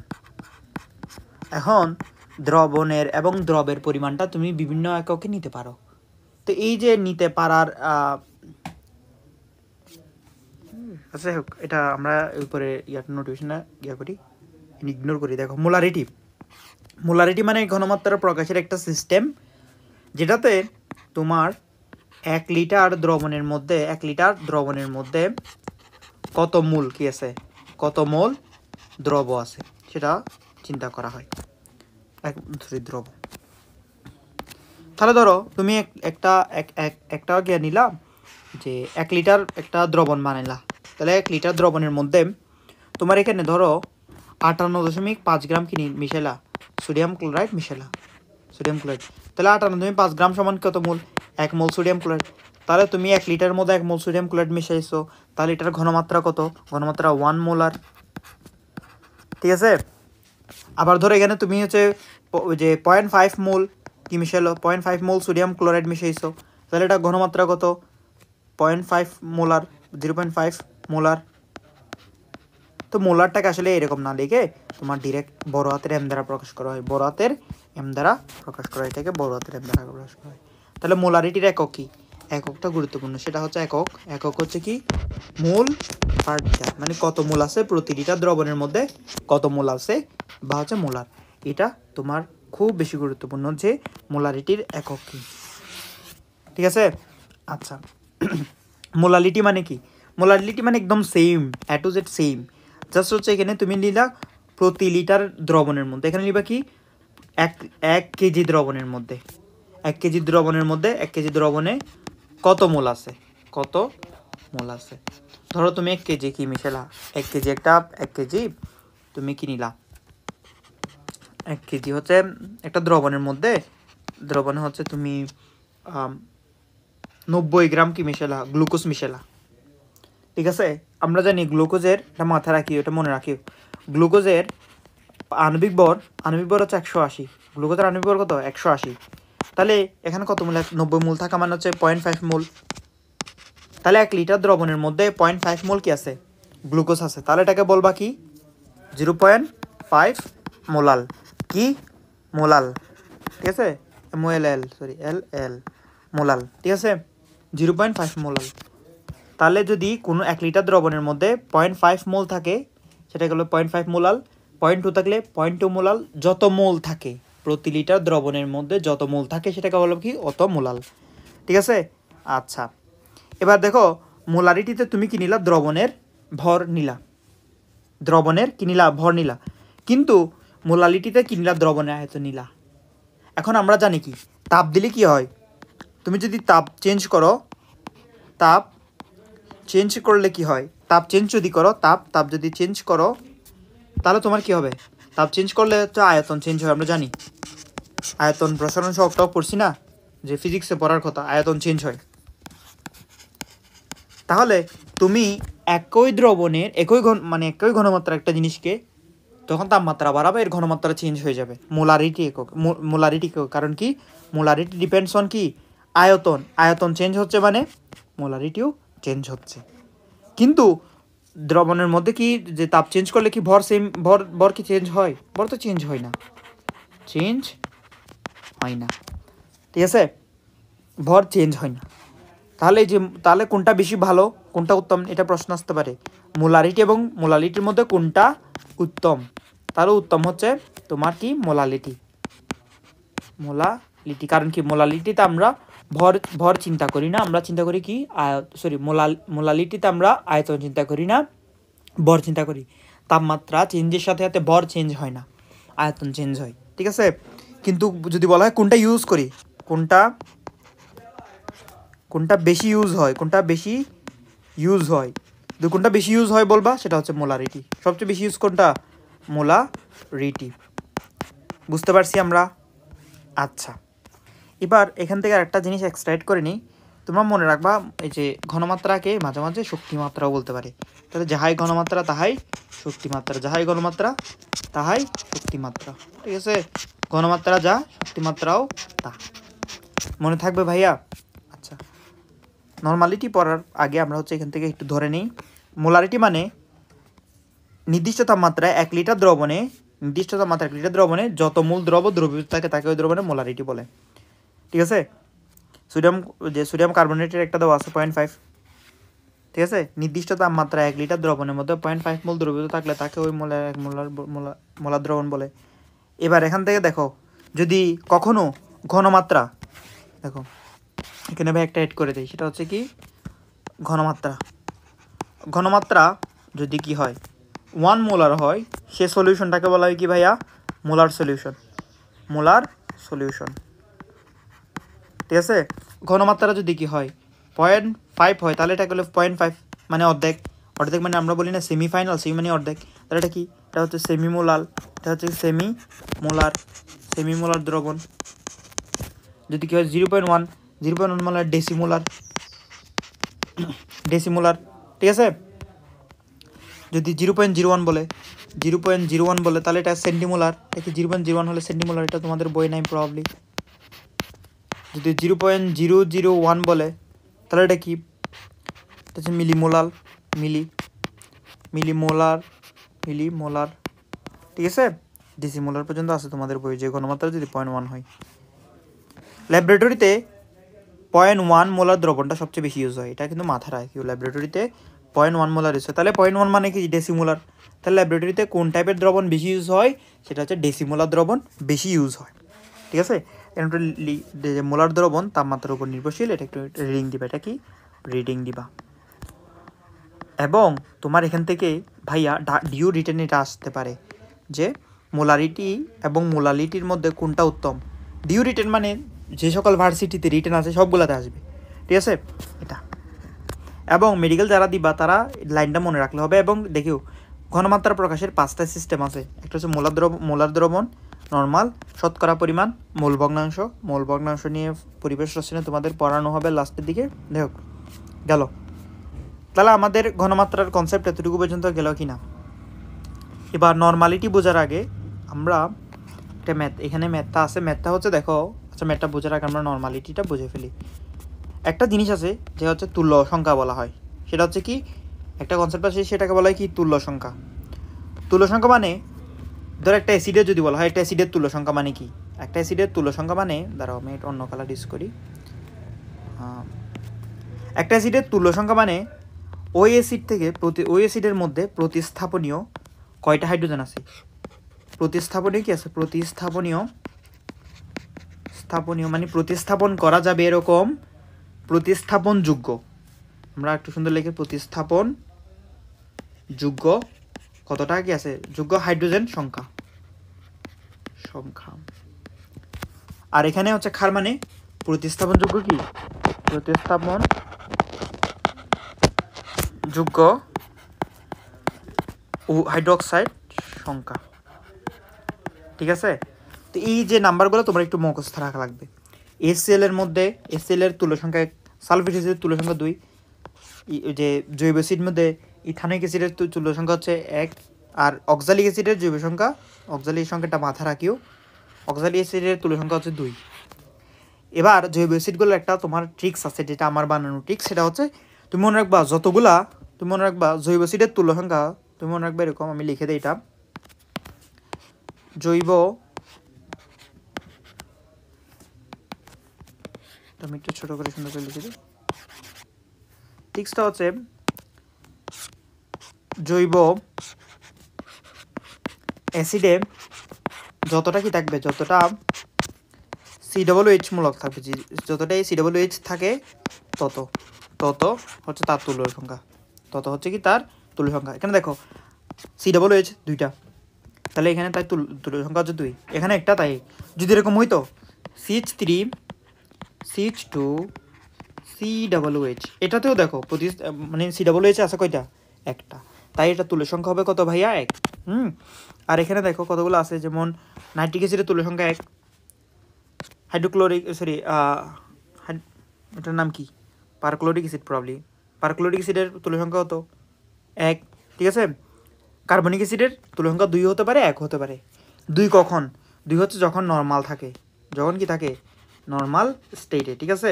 নর্মাল স্টেটে যদি বলা হয় এমনি কার্বনিক অ্যাসিডের তুল্য সংখ্যা কত, 2। আর যদি কখনো বলা হয় ব্লাডে, রক্তে হচ্ছে তোমার যে রক্তে যদি কার্বনিক অ্যাসিডের তুল্য সংখ্যা বলে তখন 1।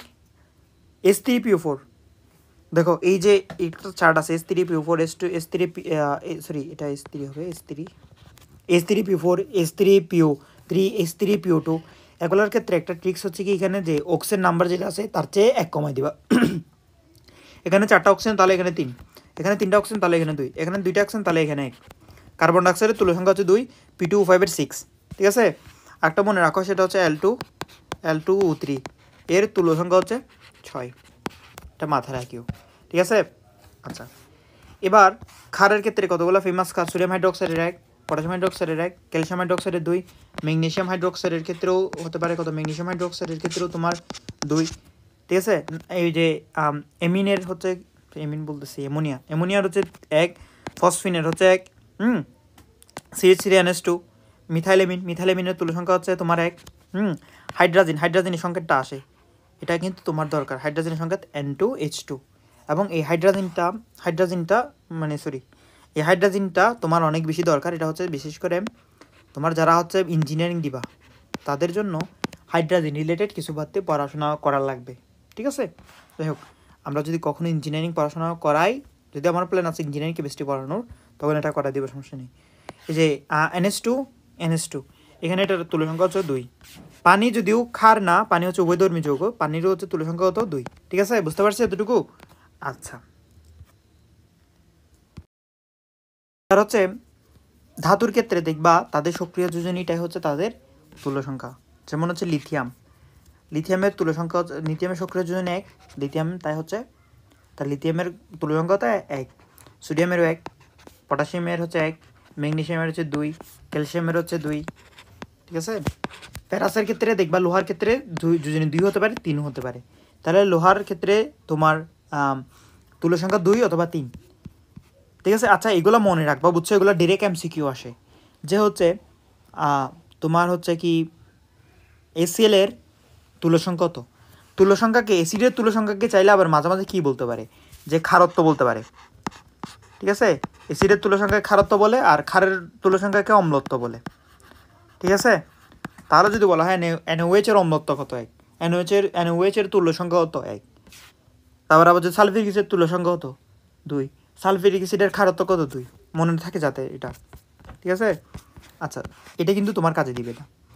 লবণ, অক্সাইড এবং হচ্ছে কিছু ক্ষারীয় কম্পাউন্ড থাকে, সেগুলোর ক্ষেত্রে কি করবা, ক্যাটায়নের যেটা চার্জ থাকবে, তোমার ক্যাটায়ন যেটা আছে, ঠিক আছে, ক্যাটায়নকে এখানে sodium, potassium, calcium, magnesium, aluminium, ক্যাটায়নের চার্জ যেটা আছে, চার্জকে 2 দ্বারা গুণ করবা। এখানে ক্যাটায়ন সোডিয়ামের চার্জ হচ্ছে 1 এবং সোডিয়াম আছে কয়টা, 2টা, তাহলে 1 2 সুতরাং হচ্ছে 2।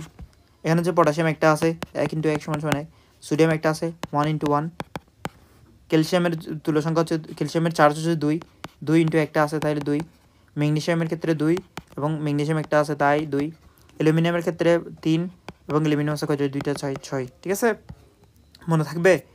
এটা গুরুত্বপূর্ণ। শেষ এই তুল্য সংখ্যাটা তাহলে তোমাদের আরেকবার রিক্যাপ করে দেয়। তুল্য সংখ্যা হচ্ছে বেসিক্যালি 2 টাইপের আছে, অ্যাসিডের তুল্য সংখ্যা, ক্ষারের তুল্য সংখ্যা। অ্যাসিডের তুল্য সংখ্যা হচ্ছে কি কতগুলা প্রতিস্থাপনযোগ্য হাইড্রোজেন থাকে, আর হচ্ছে ক্ষারের তুল্য সংখ্যা হচ্ছে কতগুলা প্রতিস্থাপনযোগ্য কি থাকে, হাইড্রোক্সাইড থাকে। এবং অ্যাসিডের তুল্য সংখ্যা কিছু কিছু ফেমাস অ্যাসিড যেগুলো পরীক্ষায় প্রায় আসে, সেগুলোর ভাইয়া লিখে দিছি মনে থাকে যাতে, এবং হচ্ছে কিছু কিছু ক্ষারে লিখে দিছি, এগুলো মনে মুখস্থ করে ফেলবা। ধাতুর ক্ষেত্রে সক্রিয় যোজনীটাই হচ্ছে ধাতুর তুল্য সংখ্যা, এবং হচ্ছে কিছু লবণ, অক্সাইড, বেসিক বা ক্ষারীয় কম্পাউন্ড যেগুলো আছে, এগুলোর ক্ষেত্রে যে ক্যাটায়ন যেটা আছে, ক্যাটায়নের চার্জের সাথে ক্যাটায়নের নাম্বারটা আমরা গুণ করে দিব, ঠিক আছে, তাহলে আমরা পাওয়া যাব। এবার তুল্য সংখ্যা থেকে তুল্যভর বের করা। তুল্যভর মানে তুল্যভরকে দ্বারা প্রকাশ করা হয়। তুল্যভর আণবিক ভরকে তুল্য সংখ্যা দ্বারা ভাগ করলে যেটা পরিমাণ পাবা সে পরিমাণকে তুল্যভর বলে। তাহলে যদি বলা হয় সালফিউরিক অ্যাসিডের এক তুল্যভর সমান সমান কত গ্রাম, সালফিউরিক অ্যাসিড, তাহলে সালফিউরিক অ্যাসিডের এক তুল্যভর সমান সমান কত, অনেকটা মূলের মতো, মূল যেরকম পদার্থের পরিমাণ বোঝায়, তুল্যভরও ঠিক সেম পদার্থের, মানে অনেকটা পদার্থের পরিমাণে বোঝায়, ঠিক আছে। এটার আরও ইউজেস আছে, এটা হচ্ছে ইউজেসটা আমরা স্টোচিওমেট্রিতে আমরা শিখবো, ঠিক আছে। আচ্ছা দেখো, সালফিউরিক অ্যাসিডের তুল্যভর যদি বের করলে বলতে, তাহলে আমরা সালফিউরিক অ্যাসিড, তুমি যদি সালফিউরিক অ্যাসিডের আণবিক ভর বের করো, সালফিউরিক অ্যাসিড আণবিক ভর তুমি বের করবা, সালফিউরিক অ্যাসিড আণবিক ভর মুখস্থ রাখার কথা, সেটা হচ্ছে 98। এবং সালফিউরিক অ্যাসিডের ক্ষারত্ব বা হচ্ছে তুল্য সংখ্যা সেটা হচ্ছে কি 2। তাহলে তোমার হচ্ছে আমরা জানি কি তুল্যভর সমান হচ্ছে কি আণবিক ভর ডিভাইডেড বাই তুল্য সংখ্যা। তাহলে এখানে 98 ডিভাইডেড বাই 2, 98 ডিভাইডেড বাই 2 যদি করো, তাহলে 2কে 9 দ্বারা ভাগ করলে কত, 4, ঠিক আছে, 8 হয়ে গেছে। তাহলে হাতে আছে 1 আর 8 মিলে 18, 18কে 2 দ্বারা ভাগ করলে 9, তাহলে কত 49। তাহলে 49 গ্রাম সালফিউরিক অ্যাসিড মানে এক তুল্য ভর সালফিউরিক অ্যাসিড, বুঝতে পারছি। 49 গ্রাম সালফিউরিক অ্যাসিড মানে এক তুল্য ভর সালফিউরিক অ্যাসিড। তাহলে এখান থেকে দেখো তার নর্মালিটি মানে একদম সোজা, 1 লিটার দ্রবণের মধ্যে কত তুল্যভর কি আছে, কত তুল্যভর দ্রব আছে। তাহলে 1 লিটার দ্রবণের মধ্যে কত তুল্যভর দ্রব আছে, সেটাকে বলা হয় 1 নর্মাল। তাহলে যদি বলা হয় 5 নর্মাল মানে কি, 5 নর্মাল এখানে হচ্ছে 1 লিটার দ্রবণে 5 তুল্যভর কি আছে, 5 তুল্যভর দ্রব আছে। বুঝতে পারছি ভাইয়া, এতটুকু। তোমাকে এখানে একটা ম্যাথ দেওয়া আছে, সেটা হচ্ছে 1 লিটার দ্রবণের মধ্যে 490 গ্রাম সালফিউরিক অ্যাসিড দ্রবীভূত করা হলো। নর্মালিটি কত, মোলারিটি কত। তাহলে আমরা যে প্রথমে বের করি সেটা হচ্ছে কি এখানে আমরা প্রথমে আমরা বের করব সেটা হচ্ছে যদি আমরা নর্মালিটি করতে চাই, নর্মালিটি যদি মেটা করতে চাই, নর্মালিটি বের করি, তাহলে দেখো আমরা জানি 49 গ্রাম মানে হচ্ছে কত, 49 সমান হচ্ছে এক নর্মাল 49 গ্রাম সমান হচ্ছে এক তুল্য ভর, 49 মানে এক তুল্য ভর। তাহলে 1 গ্রাম সমান কত, 1/49। আর যদি বলা হয় 490 গ্রাম সমান কত, 490 গ্রাম সমান হচ্ছে কি, আর 490/49 সমান কত, 10 তুল্য ভর। তাহলে দেখো 1 লিটার দ্রবণের মধ্যে কত আছে, 10 তুল্য ভর। তাহলে নর্মালিটি কত, নর্মালিটি হচ্ছে কত, নর্মালিটি 10 তুল্য ভর, যেহেতু 1 লিটারের মধ্যে যত তুল্য ভর থাকে তত নর্মাল, তাহলে নর্মালিটি হবে কি 10 নর্মাল। বুঝতে পারছি জিনিসটা?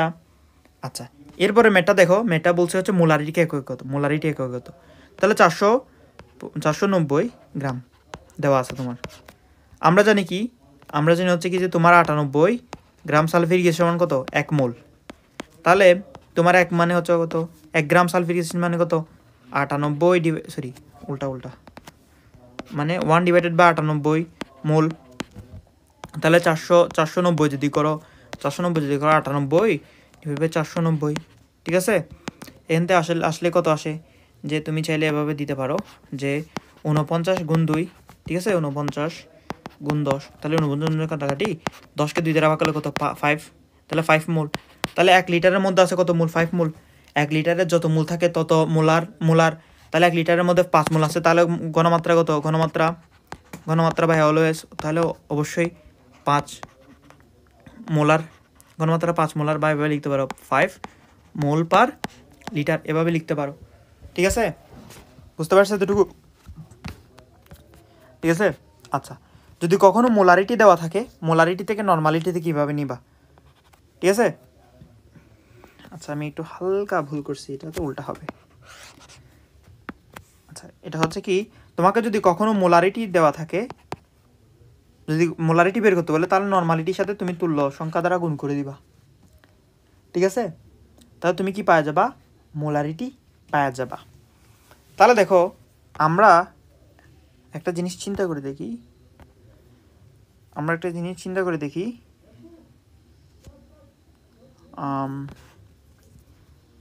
ধরো বলা হচ্ছে 5 নর্মাল একটা দ্রবণ যদি বলা হয়, 5 নর্মাল দ্রবণ যদি বলা হয়, দ্রবণকে তুমি যদি মোলারিটি কনভার্ট করতে চাও, 5 মোলার সালফিউরিক অ্যাসিড বলছে ধরো, তাহলে এটা যদি করো, তাহলে আমরা জানি কি 5 নর্মাল থেকে বলছে 5 নর্মাল সালফিউরিক অ্যাসিড দ্রবণ সমান কত মোলার সালফিউরিক অ্যাসিড, কত মোলার সালফিউরিক অ্যাসিড দ্রবণ, একটা প্রশ্ন আসছে।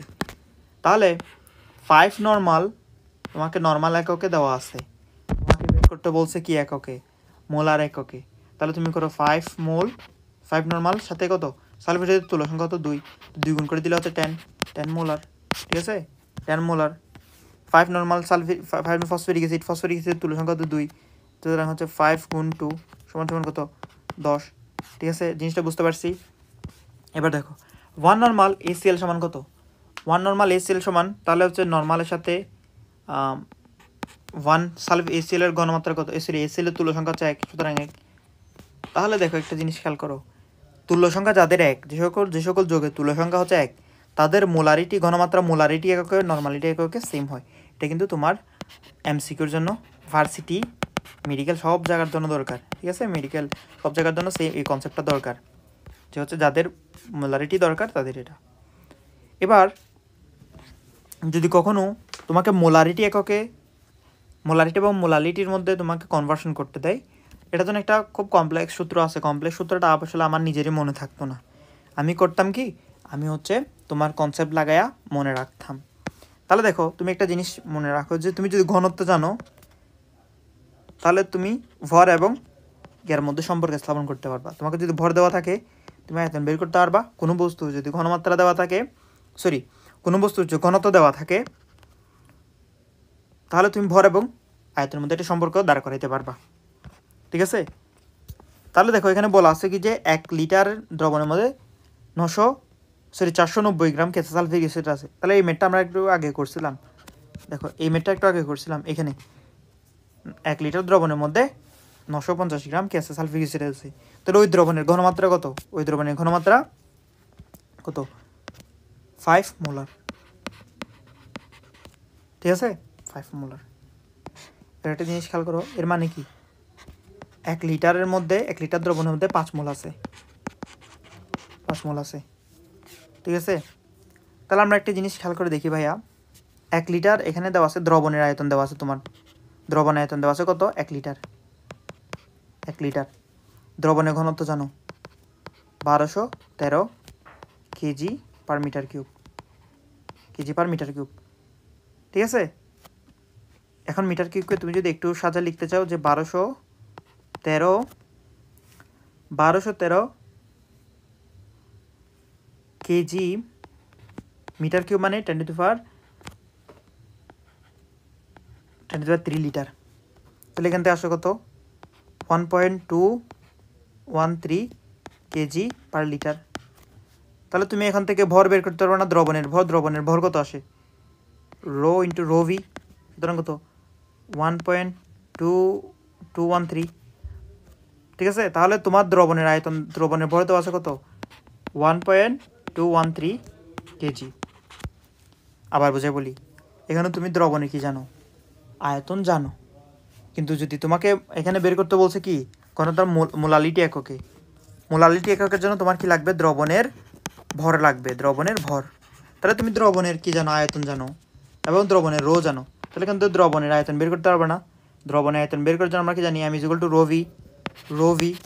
এখন দেখো রো যেটা দেওয়া আছে এটা হচ্ছে 1213 কেজি পার মিটার কিউব দেওয়া আছে, কেজি পার মিটার কিউব দেওয়া আছে, এবং ভি এর মান কত?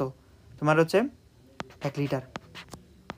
এখন ঝামেলা পড়ে গেছি ভাইয়া, আমার একক দেওয়া আছে কত? কি এককে? লিটার এককে। ঘনত্ব দেওয়া আছে মিটার কিউব এককে। তো আমরা মিটার কিউবটাকে ইয়াতে নিয়ে যাইতেছি, এরকম 1213 এরকম লিখতে পারি না, কেজি পার মিটার কিউব। আচ্ছা, মিটার কিউবের জায়গায় আমি লিখতে পারি এরকম 1213 কেজি। আর আমরা জানি কি 1 মিটার কিউব সমান হচ্ছে 1000 লিটার, লিখছি। তার মানে কি 1213 divided by 1000 KG per litre, এরকম না? ট্রেন দিয়ে কাটাকাটি করে পাইলাম কত? সরি, এটা 1200 কত? 1.213 কেজি পার লিটার। তাহলে দেখো এখানে এই যে এখান থেকে লিখতে পারবো 1.213 কেজি পার লিটার। তাহলে এবার দেখো, তাহলে আমি দ্রবণের ভর পাইলাম কত? 1.213। তাহলে দেখো 1.213 কেজি দ্রবণে, দ্রব আছে কত? দ্রব আছে 5 মোল। তাহলে 1 লিটার 1 কেজির মধ্যে কত আছে? 5 ডিভাইডেড বাই 1.213। তাহলে এটা মানে বুঝতেছে এটা হচ্ছে 5 থেকে একটা ছোটো, 5 থেকে একটু ছোটো সংখ্যা হবে, 5-এর একটু ছোটো সংখ্যা হবে, 5 তো মোলাল। ঠিক আছে, এই মেটটা আমি নিজে বানাইছি, তো যার কারণে একটু মনে করো মানগত একটু ত্রুটি থাকতে পারে, এই হিজিবিজি হয়ে গেছে, তুমি একটু নিজের দায়িত্বে ক্যালকুলেশন করে নিবা। এবার এই মেটটা একটু করবো, এই মেটটা করার পর তুমি অনেক কিছু পারবা। এই মেটটা সিউতে আসছিল। তাহলে তাপমাত্রা 25 ডিগ্রি সেন্টিগ্রেড, তাপমাত্রা 10 সেন্টিমিটার কিউব। তাহলে তোমাকে এখানে আয়তন দেওয়া আছে কত? 10 সেন্টিমিটার কিউব। একটা জিনিস মাথায় রাখো, 1 সেন্টিমিটার কিউব মানে 1 ml, 1 সেন্টিমিটার কিউব মানে 1 ml। ঠিক আছে, 1 ডেসিমিটার কিউব মানে 1 লিটার, আর 1 মিটার কিউব মানে 1000 লিটার। এটা কিন্তু মাথায় রাখবা, এটা খুব গুরুত্বপূর্ণ,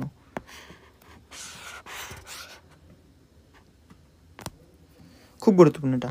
তাহলে এখান থেকে তুমি লিখতে পারবা 10 মিটার কিউব, সরি 10 ml। এবং তোমার এখানে দেওয়া আছে দ্রবের ভর, যে দ্রবণে এত লিটার, সরি এত গ্রাম NaCl আছে। তাহলে ডাব্লিউ হলো 5.85 গ্রাম। NaCl এর মোলার বল কত? 58.5 গ্রাম। ঠিক আছে, মোলারিটি এককে যে ঘনমাত্রা বের করতে বলছে। তাহলে আমরা একটা সূত্র জানি, S equal to W equal to SMB divided by 1000, SMB divided by 1000। তাহলে এখান থেকে তুমি কি এর মান বের করবা? বের করতে ঘনমাত্রা বের করতে বলছে, ঘনমাত্রা মানে S is equal two 1000 W into MB। তো এটা তুমি আসলে ক্যালকুলেটর মানে ক্যালকুলেশন ইজিলি করতে পারবা, ক্যালকুলেশন তোমার জন্য অনেক ইজি। তাহলে আমি একটু করে দিই, 1000 5.85 58.5 গুণ ভি এর মান কত 10 বলে দিছে। তাহলে এখান থেকে তুমি এটা দেখে বুঝতে পারতেছো এটাকে এটা দিয়ে কাটলে নিচে থাকে কত 10। তাহলে 10 10 100 100 ডিভাইডেড বাই 1000 1000 ডিভাইড 100। তো এখান থেকে থাকবে হচ্ছে 10 মোলার। এটা হচ্ছে তোমার মোলারিটি একক, ঠিক আছে দেখে নিও। আচ্ছা, ঘনমাত্রা নিয়ে আর দুইটা টাইপ আছে, একটা হচ্ছে পার্সেন্টেজ এককে তোমার ঘনমাত্রা দেওয়া থাকতে পারে। যদি বলা হয় যে X% একটা দ্রবণ তার ঘনমাত্রা হচ্ছে X%, এর মানে বুঝে নিবা W/V মানে হচ্ছে কি এখানে দ্রবের ভর X% মানে কি, ধর আমি বললাম X%, এর মানে কি, এর মানে হচ্ছে X পরিমাণ আছে 100-তে, তাহলে এখানে ভিটা হচ্ছে কি তোমার দ্রবণ আর ভিটা হচ্ছে ডাব্লিউটা হচ্ছে দ্রব, উপরে যেটা থাকবে সেটা দ্রব, নিচে যেটা থাকবে সেটা দ্রবণ। যদি কখনো বলে 5% সোডিয়াম হাইড্রোক্সাইড 5% সোডিয়াম হাইড্রোক্সাইড, এর মানে কি, এর মানে 100 ml একটা কি আছে 100 ml একটা দ্রবণ আছে যেখানে হচ্ছে কি আছে 5 গ্রাম কি আছে 5 গ্রাম সোডিয়াম হাইড্রোক্সাইড আছে। তাহলে দেখো দ্রবণের পার্টটাকে তুমি নিচে রাখলা, তাহলে এখানে 5% মানে কি 5 ডিভাইডেড বাই 100 না, 100% না। তো এরকম যে নিচের যেটা উপরে যেটা থাকবে সেটা কি দ্রব, নিচে যেটা থাকবে সেটা কি দ্রবণ। তাহলে 100 গ্রাম দ্রবণের মধ্যে সোডিয়াম হাইড্রোক্সাইড আছে কত 5 গ্রাম, ঠিক আছে। আবার এখানে কখনো দেওয়া থাকতে পারে V/W, মানে এখানে দ্রব যেটা আছে এটার একক তোমার আয়তন ml এ দেওয়া আছে, এবং দ্রবণের যেটা আছে এটা W আকারে দেওয়া আছে। তাহলে এখানে তোমাকে যদি বলে কখনো 5% V/W সোডিয়াম হাইড্রোক্সাইডের দ্রবণ, অর্থাৎ তুমি যে দ্রবণটা বানাইছো সেই দ্রবণে 100 গ্রাম দ্রবণের মধ্যে 5 ml কি আছে 5 ml ওই যে সোডিয়াম হাইড্রোক্সাইড আছে। বুঝতে পারছি, আমি একটু খুব ফাস্ট যাচ্ছি, এগুলো তোমাদের পরে আসার কথা। তাহলে W/W মানে কি, মানে 100 গ্রাম দ্রবণে X গ্রাম কি আছে দ্রব আছে, এবং V/V মানে 100 ml দ্রবণের মধ্যে X ml কি আছে দ্রব আছে, বুঝে নেওয়ার কথা। এবার হচ্ছে এই যে তোমাকে যদি কখনো ঘনমাত্রা যে মোলারিটি পার্সেন্টেজ দেওয়া থাকে সেটা কীভাবে মোলারে কনভার্ট করা একদম সূত্র একদম সহজ। প্রথমটাকে তুমি একদম আইডল ধরে নিবা, প্রথমটাকে ধরে নিছি কি আইডল, মান হচ্ছে W/V, তাহলে সূত্র হচ্ছে 10x divided by m equal to s। মানে ধরো যদি বলা হয় তোমাকে 5% সোডিয়াম হাইড্রোক্সাইডের দ্রবণ, মানে কি এর ঘনমাত্রা 5% সোডিয়াম হাইড্রোক্সাইডের ঘনমাত্রা কত, তাহলে এটাকে তুমি যদি বের করতে চাও তাহলে 5 × 10 মানে 50/40 যেটা 80টা, ঠিক আছে, এত মোলার। বুঝতে পারছি। আচ্ছা, যদি কখন এরকম বলে যে 5% V/W, তাহলে আমার এমনি নর্মালি হওয়ার কথা কি W/V, আমি ধরে নিছি না আইডল, কিন্তু ওখানে চেঞ্জ হয়েছে কোনটা দেখো উল্টা হয়ে গেছে না, মানে ভি এর জায়গায় W আছে, W এর জায়গায় V আছে, যেটা আদর্শটা থেকে চেঞ্জ হয়। তাহলে এখানে দেখো উপরে থাকার কথা কি V, উপরে থাকার কথা W, কিন্তু এখানে আসছে কি V। তাহলে আমরা কি করব 10x ডিভাইডেড বাই m এর সাথে সাথে যেটা চেঞ্জ হয়েছে, যেটা আদর্শ মান থেকে চেঞ্জ হয়েছে তার ঘনত্ব গুণ করে দিব, তাহলে দ্রব। এখানে ডাব্লিউটাও চেঞ্জ হয়েছে না, মানে ডাব্লিউ থাকার কথা, এখানে ডাব্লিউ জায়গা থাকার কথা V, মানে দ্রবণের পার্টটা আমরা কি এককে নেওয়ার কথা ছিল, দ্রবণের পার্টটা আমরা তোমার আয়তন ml আকারে নেওয়া ছিল, m এর এককে আয়তন নেওয়ার কথা ছিল, কিন্তু আমরা নিচেই কি আকারে ওজন আকারে বা হচ্ছে W গ্রাম এককে, তাহলে আমরা এটাও চেঞ্জ করে ফেলছি। তাহলে এটা এখানে দেবো কি দ্রবণ, ঠিক আছে, গুণ করে দিব। এটা একটু খুব ফেমাস একটা ম্যাথ, 20% সোডিয়াম হাইড্রোক্সাইড, তাহলে এরকম 20 × 10 ডিভাইডেড বাই হচ্ছে সোডিয়াম হাইড্রোক্সাইডের বর্গত 40, তুমি ক্যালকুলেশন করলে পারবা, এটা ইজিলি পারবা।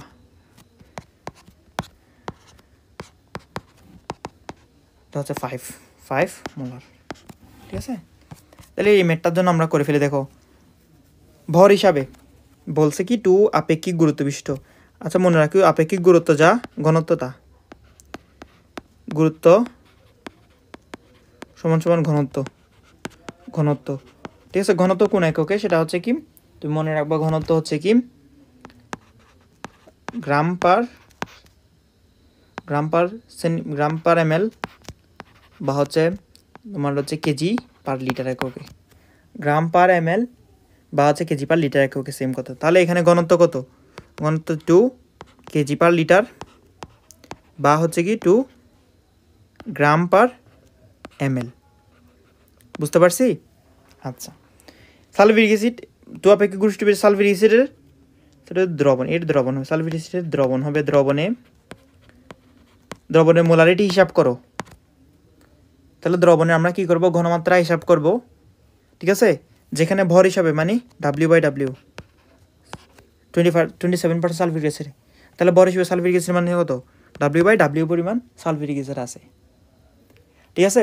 তাহলে আমার আদর্শ হিসাব কি, W/V, আমার আদর্শ কি W/V।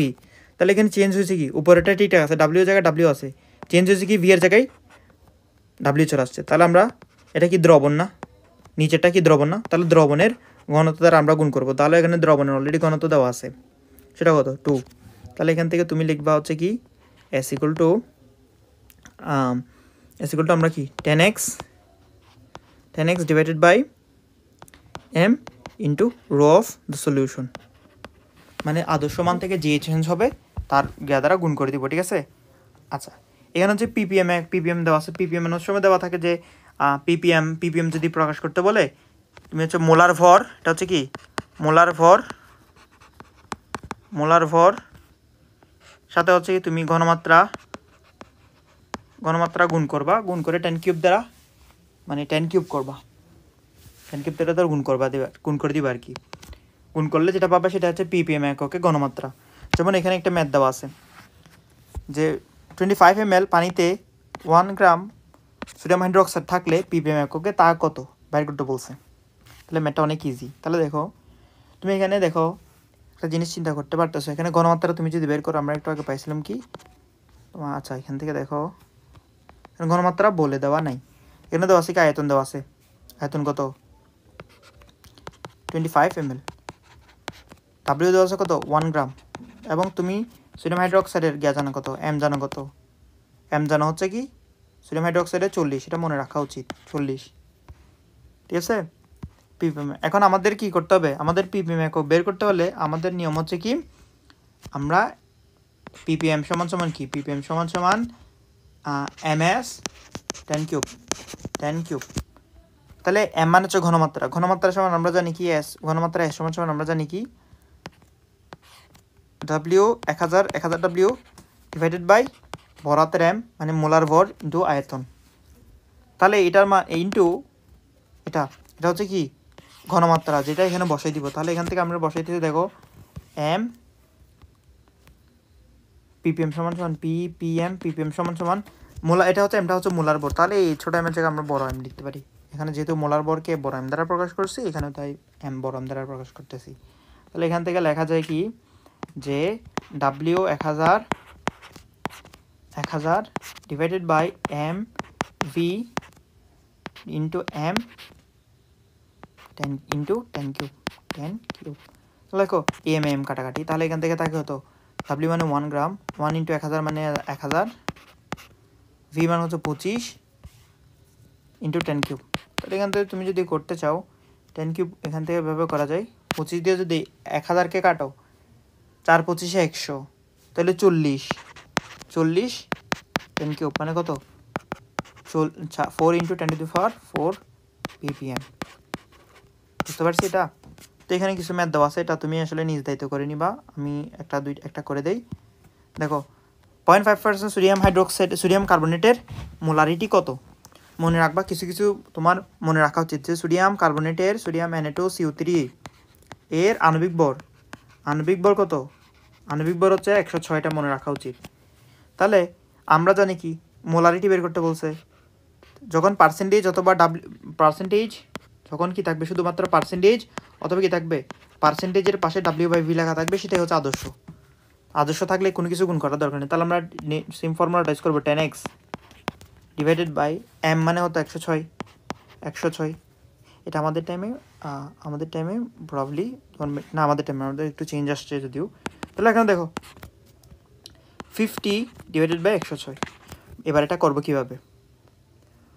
তাহলে ভাইয়া এখানে একটা জিনিস চিন্তা করে দেখো, এটা মানে 50 দুগুণে 100, মানে এখান থেকে হচ্ছে মানে 2 এর থেকে হালকা বেশি আসবে, 2 প্লাস পয়েন্ট সামথিং আসবে। মানে তুমি যদি 50 দিয়ে উপরে নিচে কাটাকাটি করো তাহলে হচ্ছে এরকম 2 পয়েন্ট সামথিং আসার কথা। তাহলে এটা খুব ভাগ দিলে মানে এটা ক্লোজ টু 1-এর কাছাকাছি না? ক্লোজ টু 1-এর কাছাকাছি না? চিন্তা করে দেখো, ক্লোজ টু 1-এর কাছাকাছি। তাহলে তোমার উত্তর কত? সরি, আমি ভুল করতেছি, ক্লোজ টু 1-এর কাছাকাছি না, এটা হচ্ছে ক্লোজ টু 1 ডিভাইডেড বাই 2 মানে হচ্ছে ক্লোজ টু 0.5, মানে 5-এর খুব কাছাকাছি। এবং 0.5-এর কাছাকাছি একটাই মাত্র মান আছে, এটা হচ্ছে 0.47। আবার বোঝাই বলি, এটা আমি একটু নিজে হচ্ছে কনফিউশন হয়ে গেছিলাম দেখতে যাই হোক। এখানে মানে আমরা জানি কি 10x, ফর্মুলা হচ্ছে 10x ডিভাইডেড বাই m, 5 × 10 মানে 50। এখান থেকে লেখা যায় কত? 50 ডিভাইডেড বাই কত? m মানে হচ্ছে কত? সোডিয়াম হাইড্রোক্সাইড কার্বনেটের। তাহলে এটা আমরা যদি 100 ধরি, উপরে 50, তাহলে এটা কত আসে? 1/2 হয়। তাহলে এখান থেকে কত হচ্ছে? 0.5। তার নিচেরটা কি 100 নাকি 100 থেকে একটু বড়? তাহলে যদি 100 থেকে একটু বড় হয়, নিচে যদি হর বড় হয়, তাহলে ক্যালকুলেশন একটু ছোটো আসে, তাহলে এটা 0.5 থেকে একটু ছোটো আসবে, 4 পয়েন্ট সামথিং আসবে, সরি 0.4 সামথিং আসবে, 0.4 সামথিং আসছে। দেখছো এটা? দেখো এরপর যেটা দেওয়া আছে যে 200 ml, মানে তুমি ভি জানো, MS জানো, কি জানো? সোডিয়াম কার্বনেটের M জানো, বের করতে বলছে কত গ্রাম, মানে ডাব্লিউ মান বের করতে বলছে। তাহলে আমরা কি জানি? W is equal to SMB divided by 1000। এখান থেকে তুমি 1000-এর মানটা বসে দিয়ে তুমি পাওয়া যাবা। তাহলে এখান থেকে তুমি যদি বসাও, SMB মানে S মানে হচ্ছে কত? 0.1, M মানে হচ্ছে কত? সোডিয়াম কার্বনেট 106, ভি মানে কত? 200, ঠিক আছে? 1000 দ্বারা যদি ভাগ করো, তাহলে এখান থেকে একটা জিনিস পাবা যে 200 দ্বারা 200 দিয়ে কাটাকাটি করো, তাহলে এখান থেকে আসে 5, ঠিক আছে? বুঝতে পারছি? দেখো 2টা শূন্য আমরা এভাবে করতে পারি, এটাকে একটু মানে খুব সুন্দর করে ব্যবহার করতে পারি। দেখো একটা শূন্য, তাহলে 2কে যদি 10কে যদি 2 দ্বারা ভাগ করে তাহলে 5 থাকে, 5 থাকে। এবার 5 দ্বারা যদি এটাকে কাটি, দেখো প্রথমে এখান থেকে 1 ঘর নিব। 1কে কি 5 দ্বারা ভাগ করা যায় না? তাহলে 2 ঘর নিলে, 2 ঘর হলে 10, 10কে কি 5 দ্বারা ভাগ করা যায়? অবশ্যই যাইবা। তাহলে আসে কত? 2কে যদি 5 দ্বারা ভাগ করো তাহলে আসে কত? 2কে 5 দ্বারা ভাগ করলে, সরি 10কে 5 দ্বারা ভাগ করলে আসে 2, ঠিক আছে? এরপর আছে 6কে 5 দ্বারা ভাগ করলে 21, ঠিক আছে? 21 তো, এবং হচ্ছে 1 থাকে, তাহলে দশমিক দিলে একটা 10 আসবে। 10-এর কারণে তুমি যদি হচ্ছে 2 দ্বারা 5 দ্বারা ভাগ করো, তাহলে এখানে কত আসে? 5 দ্বারা ভাগ করলে 2 আসে। তাহলে 21.2 গুণ 0.1, সুতরাং এখান থেকে লিখতে 2.12 আসছে কিনা দেখো। 2.12 এখানে মানটা নেই, সঠিক উত্তর নেই। 2.12 দেখছো? 2.12। তো এইভাবে তুমি একটু আসলে ট্রাই করে দেখবা সব কিছু, যেমন 1.7 আপেক্ষিক গুরুত্ব বিশিষ্ট হাইড্রোক্লোরিক, এটা একটু করে দেখবা। তো এগুলো তোমার বাড়ির কাজ, তোমার হচ্ছে হোমওয়ার্ক, এটা এতটুকু পর্যন্ত তুমি করে দেখবা, ঠিক আছে? এগুলো যদি তুমি করে ফেলো, আই থিঙ্ক তোমার হচ্ছে যথেষ্ট পরিমাণ কনফিডেন্স বিল্ড হয়েছে। যেহেতু আমি এখানে খুব কম ম্যাথ করাইছি, আমি একটু হচ্ছে আমার নিজেরই হচ্ছে তোমার অনলাইনে খুব কম পড়াইছি তো ভার্সিটি মেয়েটা, তো যার কারণে আমার মানে নিজেরই হচ্ছে এখন তোমার কাছে মাঝে মাঝে আটকাই যাইতেছি যে কোনটা বাদ দিয়ে কোনটা পড়াবো। আমি পড়াইতে প্রচুর টাইম লাগতেছে। এবং তোমাদের হচ্ছে প্র্যাকটিস শিট হচ্ছে কি, আমার মনে হয় যে প্র্যাকটিস শিট সলভ করার থেকে তোমাদের হচ্ছে প্রিভিয়াস ইয়ারের কোয়েশ্চেনগুলো সলভ করাটাই সবচেয়ে বেশি গুরুত্বপূর্ণ। প্রিভিয়াস ইয়ারের কোয়েশ্চেন ব্যাংক এবং হচ্ছে তোমাদের বইয়ের ম্যাথ। তাহলে তোমাদের জন্য আমি একটা হোমওয়ার্ক দিব, সেটা হচ্ছে আমি এখানে লিখে দিব যে তোমরা এখন কি করবা ভাইয়া, যে আমার তো পড়লাম, আমি তো অনেক কিছু ম্যাথ করে দেই নাই। তাহলে এখান থেকে তোমাদের কাজ হচ্ছে কি, তোমাদের কাজ হচ্ছে হোমওয়ার্ক হচ্ছে ভাইয়া, সেটা হচ্ছে কি কিউ ব্যাংক, কোয়েশ্চেন ব্যাংক যেটা আছে, কোয়েশ্চেন ব্যাংক টোটালি নিজে সলভ করা ট্রাই করা, যতটুকু আমি নিজে পড়াইছি এখন। সেকেন্ড কাজ হচ্ছে বইয়ের ম্যাথ, সেকেন্ড কাজ কি বইয়ের ম্যাথ করার ট্রাই করবো। থার্ড নাম্বার কাজ হচ্ছে কি বা অনুশীলনী করার ট্রাই করবো, অনুশীলনী, ঠিক আছে? অনুশীলনী করার ট্রাই করবো। ফোর্থ নাম্বার কাজ হচ্ছে কি, যদি টাইম পাও, সেটা হচ্ছে কি যে এইচএসসিতে আসা সিকিউগুলো একবার দেখে যাব। যদিও সিকিউ টাইপের ম্যাথগুলো আসতো না, বাট আমরা একবার দেখে যাইলে আমরা তোমার আইডিয়াটা পাওয়া যাবো যে এইভাবে সিকিউ আসে। তাহলে সিকিউ যদি একবার দেখে যায় তাহলে আমাদের জন্য একদম তোমার মনে থাকবে, এর বাইরে কোনো কিছু দরকার নেই, ঠিক আছে? সো এতটুকু পর্যন্ত তোমার জানলে আমার মনে হয় যে তোমার এই টপিকটা মানে এই কেমিস্ট্রির পুরো পার্টটা এই পার্টটা সলভ করা হয়ে গেছে, বুঝছো? সো নিজের দায়িত্বে একটু দেখে নিও ভাই, অনেক কিছু মিস দিচ্ছে আসলেই, লঘুকরণ পড়ানো হয়নি কালকে আমাদের টার্গেট হচ্ছে কি দেখো, আমাদের নেক্সট দিনের প্ল্যান হচ্ছে কি আমরা লঘুকরণ পড়ব তোমার হচ্ছে স্টচিওমেট্রি যেটা আছে সেটা হচ্ছে যে পরিমাণের মারপেজগুলো করব আমরা, হচ্ছে আয়ন সমতাকরণ পদ্ধতি করবো, আয়ন সমতাকরণ পদ্ধতি হচ্ছে বিক্রিয়া সমতা করব, তারপর হচ্ছে কি তোমার আয়োডোমিটি পড়বো,